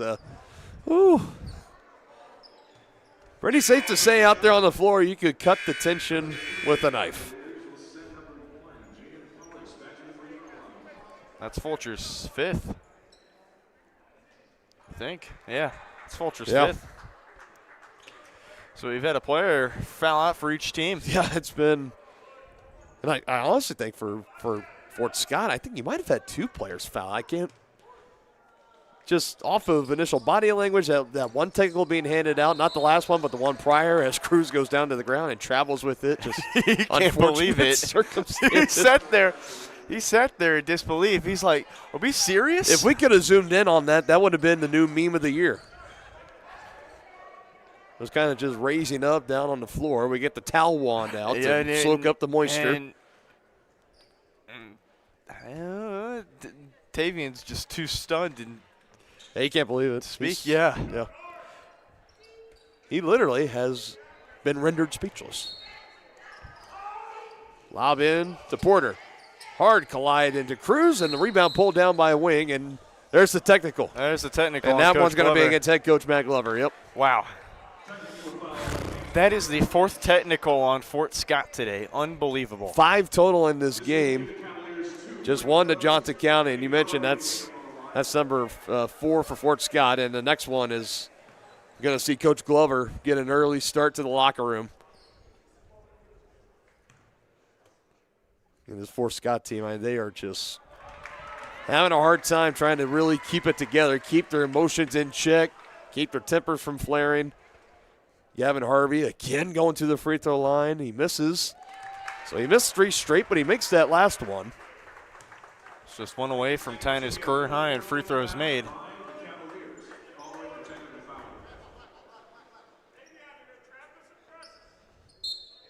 Fort Scott going to continue to bring some pressure. RVV Hollis, that's been a matchup to watch all night. Passes out of a near triple team in the hands of Tavian Cruz as we barrel towards the final 2 minutes of this one. Johnson County, a 16-8 run to close out the first half. They haven't looked back since, have led by double figures. Now Wing takes an invert shot to the eye by Boone as he tried to close in and get that loose ball, and that is uncalled for. Definitely. It was against Boone. I thought he fouled out again, but then I just realized he's number 5, so that's the 5 the official was holding up. I'll be honest, folks, because it's kind of hard. We're not getting the relay back of who the fouls are on sometimes, and we don't see the hand signals from the officials. I can't tell you what the foul totals are for any given player on any given team, but it's been a lot. 10 plus in this half alone for Fort Scott, 17 fouls for Johnson County. Everyone's in the bonus. 4 technical fouls on the Greyhounds, 1 for Johnson County. Came in a very few minutes of this one. It's been a lot as Wing goes 1 for 2. And this will be a timeout for Johnson County. And I think we need it. I think everybody just needs a moment here. Get in the huddle. Try to relax a little bit. 21-point lead for Johnson County. It's just a 30-second timeout. Okay, so we'll go ahead and keep it here. The Johnson County Cavalier Golden Girls taking the floor, trying to get the fans rallied up here. I don't think it takes a whole lot to get these fans to rile them up a little bit. I think everyone's already kind of on edge. No. A little bit. For Johnson County and Fort Scott fans alike. We know where Fort Scott fans are coming from, but for Johnson County fans, they're getting a little frustrated, but just the way that things are going out there is Fort Scott maybe playing a little bit more rough and tough with Johnson County, and you're just hoping we can close out this final 2:01 peacefully, and both teams can go their own ways. We can only hope. Call it good. We can only hope. Again, a win for Johnson County. It will eliminate Fort Scott from any contention of a regular season title. It pretty much should do it for Allen, too. So this is looking like a conference title ceiling win for Johnson County. Would move them to 7-0 in conference play.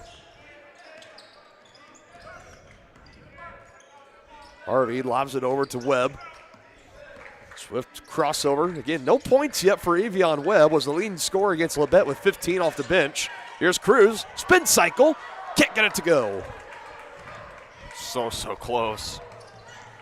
That would have already padded his impressive day, and it's gotten to the point where we got River Peters checking in.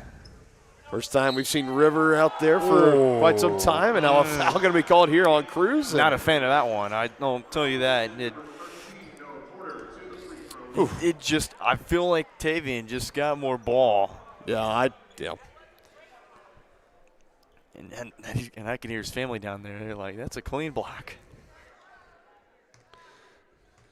That's a tough one to take for sure. So main free throw here at the line, Noah Porter. It's his first made free throw. He's 1 for 3, now with 9 points. As River Peters and Aziz Johns both get back on the floor for the Cavaliers. Porter's second free throw is good, so he's got double figures. He only had 2 in the first half, so it took him a little bit to get going. And it's another timeout on the floor, 1:21 to go in the ball game. We'll once again just keep it here. Give you the rundown what we got coming up. We got a busy 3-day stretch here on Johnson County Sports Live. My broadcast partner Brendan Boland's going to have you covered for Johnson County baseball tomorrow and Friday. The doubleheaders against Pratt. Pratt Beavers. Both games starting at 1 o'clock, I believe. Yes, sir. Right here on Johnson County Community College and right here streaming on Johnson County Sports Live. It's going to be nice weather tomorrow, so encourage folks if you can make it out tomorrow afternoon. Enjoy it. Friday. It's free admission. Free admission. Friday, might want to bring a hoodie and a blanket. Going to be a little bit cooler. Saturday, we were supposed to have softball. We were supposed to have baseball, too. Those games get moving up. Softball getting pushed back to Tuesday. So Saturday, we went from having 3 broadcasts on Saturday to just 1. And that'll be the doubleheader here with Neosho. Myself, Dennis Drennan will have you guys taken care of here live from the field house at Johnson County Community College as we put it into the regular season. That'll be sophomore day. Cavaliers will close out the regular season on the road at Allen in a week's time, and then we'll come back here at home for the first round games of the Region 6 tournament. That'll be Monday, March 2nd. So we are close to putting the end on winter sports season. We've already opened up spring sports season, so we're already pretty much at full swing there. Softball will get going on Tuesday. That'll just be me again. It'll just be you again, yep. Look forward to getting back in the booth for softball this season for sure. Got Max Johnson in for the first time in this game as well for Johnson County as a foul there for Boone.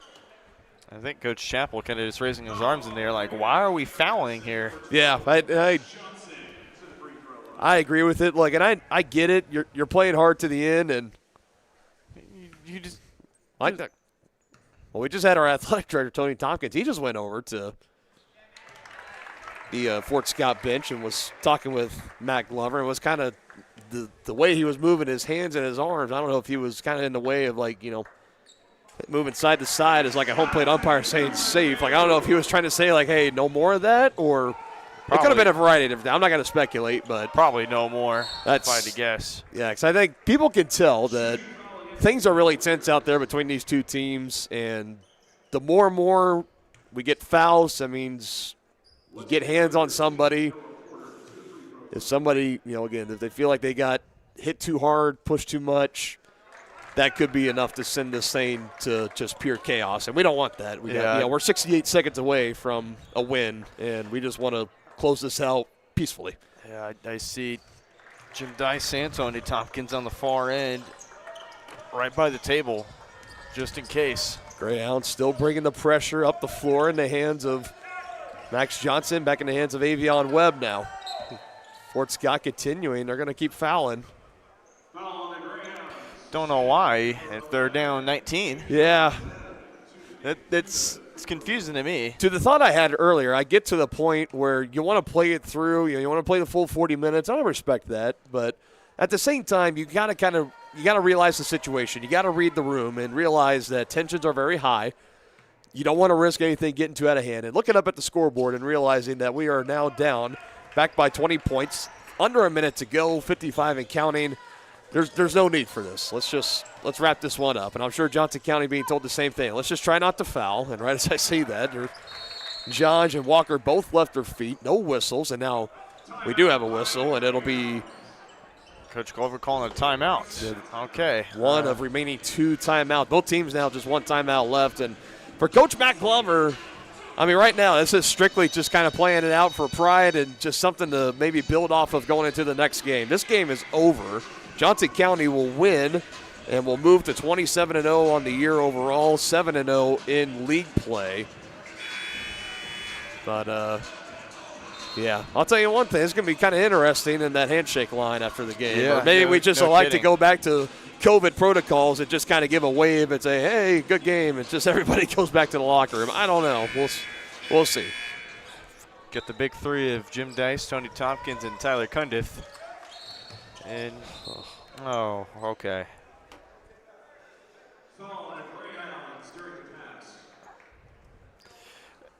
My understanding is, McGonigal looked confused on that one, but then again, it's like, it was kind of just more just the aggressive nature of the way he fouled him. So, yeah. And that's exactly to the point I'm talking about, where it's maybe unintentional, but it looks aggressive, and a player can make that, say, hey, that felt a little too aggressive, and maybe they push back, and then there you go. There's your, the cap blowing off the bottle. But River Peters to the line, and he knocks him down. Getting some minutes in here late in this contest. Boone driving a kick. Porter, extra pass. Taft. Fort Scott looking for the opening shot. Under 20 on the shot clock. It's on the deck. Taft in the middle of a crowd, and Taft will go to the line and might have had his jersey pulled a little bit inside. I believe Aziz Johns was the man they'll get for Johnson County. That's the one you want to watch for Johnson County. He's only played the second half, and he's already fired up. So, yeah, we know Aziz. I mean, he's a great competitor. We saw him last year when he was playing for the Lebec Cardinals, their leading scorer from a season ago. He transferred here to Johnson County. He missed quite a few games early in the year and just had limited minutes in general. Has kind of stayed that way the entire season. And another foul and a hand-one opportunity. And Coach Chappell just looking over to his bench, just talking to everyone who will listen as to, like, why are we fouling? Just why? This is unnecessary to keep dragging this game along. Now stopped at 27.2. More free throws, an and-one opportunity, and it is good for Porter. Shot clock is off, but that's kind of the last thing that Fort Scott's worried about. That's the last thing the Greyhounds are worried about. Again, this could be a thing. Johnson County, get it across the timeline, you could dribble it out. But I think even if they wanted to do that, I don't think Fort Scott's going to let them. And Coach Chappell's calling a timeout, yeah. Basketball, the one sport where the final minute could take 10. We need a break up here. We'll take it. We'll give you the final 22.8 when we return.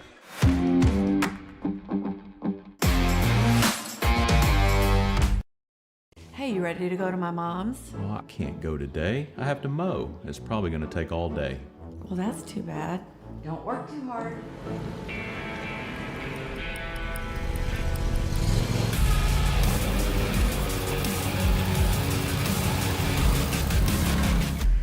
Dixie Chopper. Speed when you need it.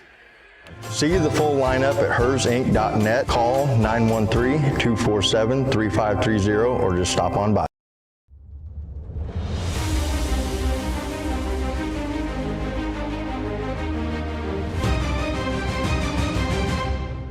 So there you go. The big three here at Johnson County. From right to left, that's Jim Dice, facilities manager. In the middle in the polo, that's Tony Tompkins, our athletic director. And next to him, on the far left, is Tyler Cundith, our SID. Those three gentlemen, the cornerstones of Johnson County Community College athletics. And they are all the attention right now. All they are focused on is making sure this game closes out peacefully and everybody gets back to the locker room safely. And Johnson County closes out win number 27 in a row. A heave down the floor and incomplete. So we'll bring it back. It'll be 2nd and 10. I'm just kidding. I don't know if River Peters played quarterback at Wichita Northwest, but had an arm like Phillip Rivers there. Give that to him, but that's fair. You know, current day Phillip Rivers, probably. Current day. Fort Scott could be their final possession, but I wish I could say I knew, and it's... And there's a foul. Okay. Here we go again, folks. So again, Fort Scott was coming, showing that hey, we're going to foul. We're going to keep playing this one out, despite it being over. We're going to keep playing it out. And now you're seeing Johnson County start to rack up the fouls here, and Coach Chappell just gets more and more furious after each one that's called. And frankly, I don't blame him. One's rattled out. Johns controls. And Webb has it taken away. And there's foul on Boone, and that's his 5th. So Devin Boone's done. It's the 2nd or 3rd Greyhound to foul out of this game. I think he's number 3, 2 for sure. The 3rd is unconfirmed because it kind of happened in the middle of a media timeout. Still not 100% sure exactly what happened. And this should be it. 2 free throws for Avion Webb. That's really the only box that's unchecked. Was looking for his first points. He got them. It took till 4.2 seconds to go in the game for Avion Webb. He's been playing tremendous outside of that. Has just been missing the points, but he gets 2 there at the line. One of the top 5 free throw shooters in the conference, showing it off right there. And this one is over. 80-63, your final score. Yep, and it's gonna be, yep, you're gonna go straight to the locker room. Yep, no handshake line. Both teams sitting back their own way. Okay, so that's what Tony Tompkins, when he was going over, kind of looking over to the Fort Scott bench saying no, that was to the handshake line. That's to say, when this one's done, we're going back to our locker rooms, and that's it. And kudos for Jim and Tony Tyler in there too, making that decision, because that's the last thing you need is a fight to break out at a handshake line. It's a rare thing. You rarely see it, but it does happen. And in a game like this, it's better safe than sorry. Celebration time here at the Fieldhouse. Johnson County completes the doubleheader sweep tonight against Fort Scott. We take a quick timeout, bring it back into the Johnson County Sports Live post-game show. A lot of happy fans, at least Johnson County fans, leaving the Fieldhouse. We'll give you the final stats, wrap up our coverage here tonight when we return.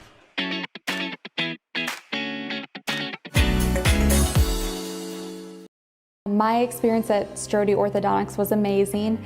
Like most people who had their first round of braces, I forgot to wear my retainer and so therefore had crooked teeth. I got engaged this year. I wanted straight teeth for my wedding, and so Dr. Strode was able to give me Invisalign, and now I have the straight smile that I've always wanted. We're gonna get such a welcoming experience here. The day of my wedding, I'm not going to be scared to take pictures. Now I can finally be confident with my smile on that big day.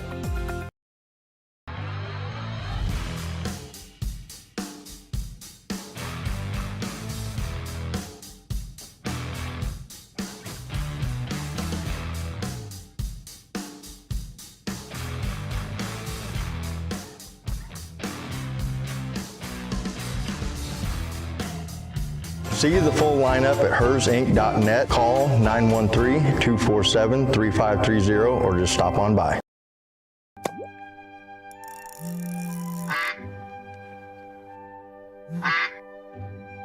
Oh, shoot.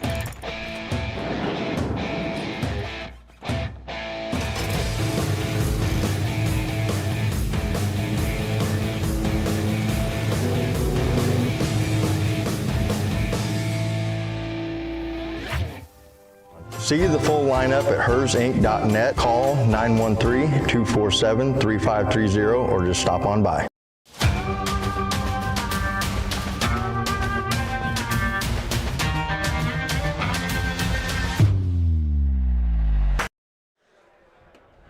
Had us on the edge of our seats there at the end, but Johnson County, a win nonetheless. 80-63, our final score in the men's game. Tensions kind of flaring there at the end. The total fouls, in case if anybody was curious, we had 25 for Fort Scott, 17 for Johnson County. Again, Brendan, I'm not great at math, so you can total that up for me. But I can tell you that's a lot of fouls. 42 to be 42. exact. My goodness. And how many of those coming in the final, 5 minutes of this game? Probably close to definitely at least a quarter, if not half. That was a lot. But nonetheless, a win for Johnson County for both the men's and women's squad. Men's get it done 80-63. We're going to make this one fairly quick here.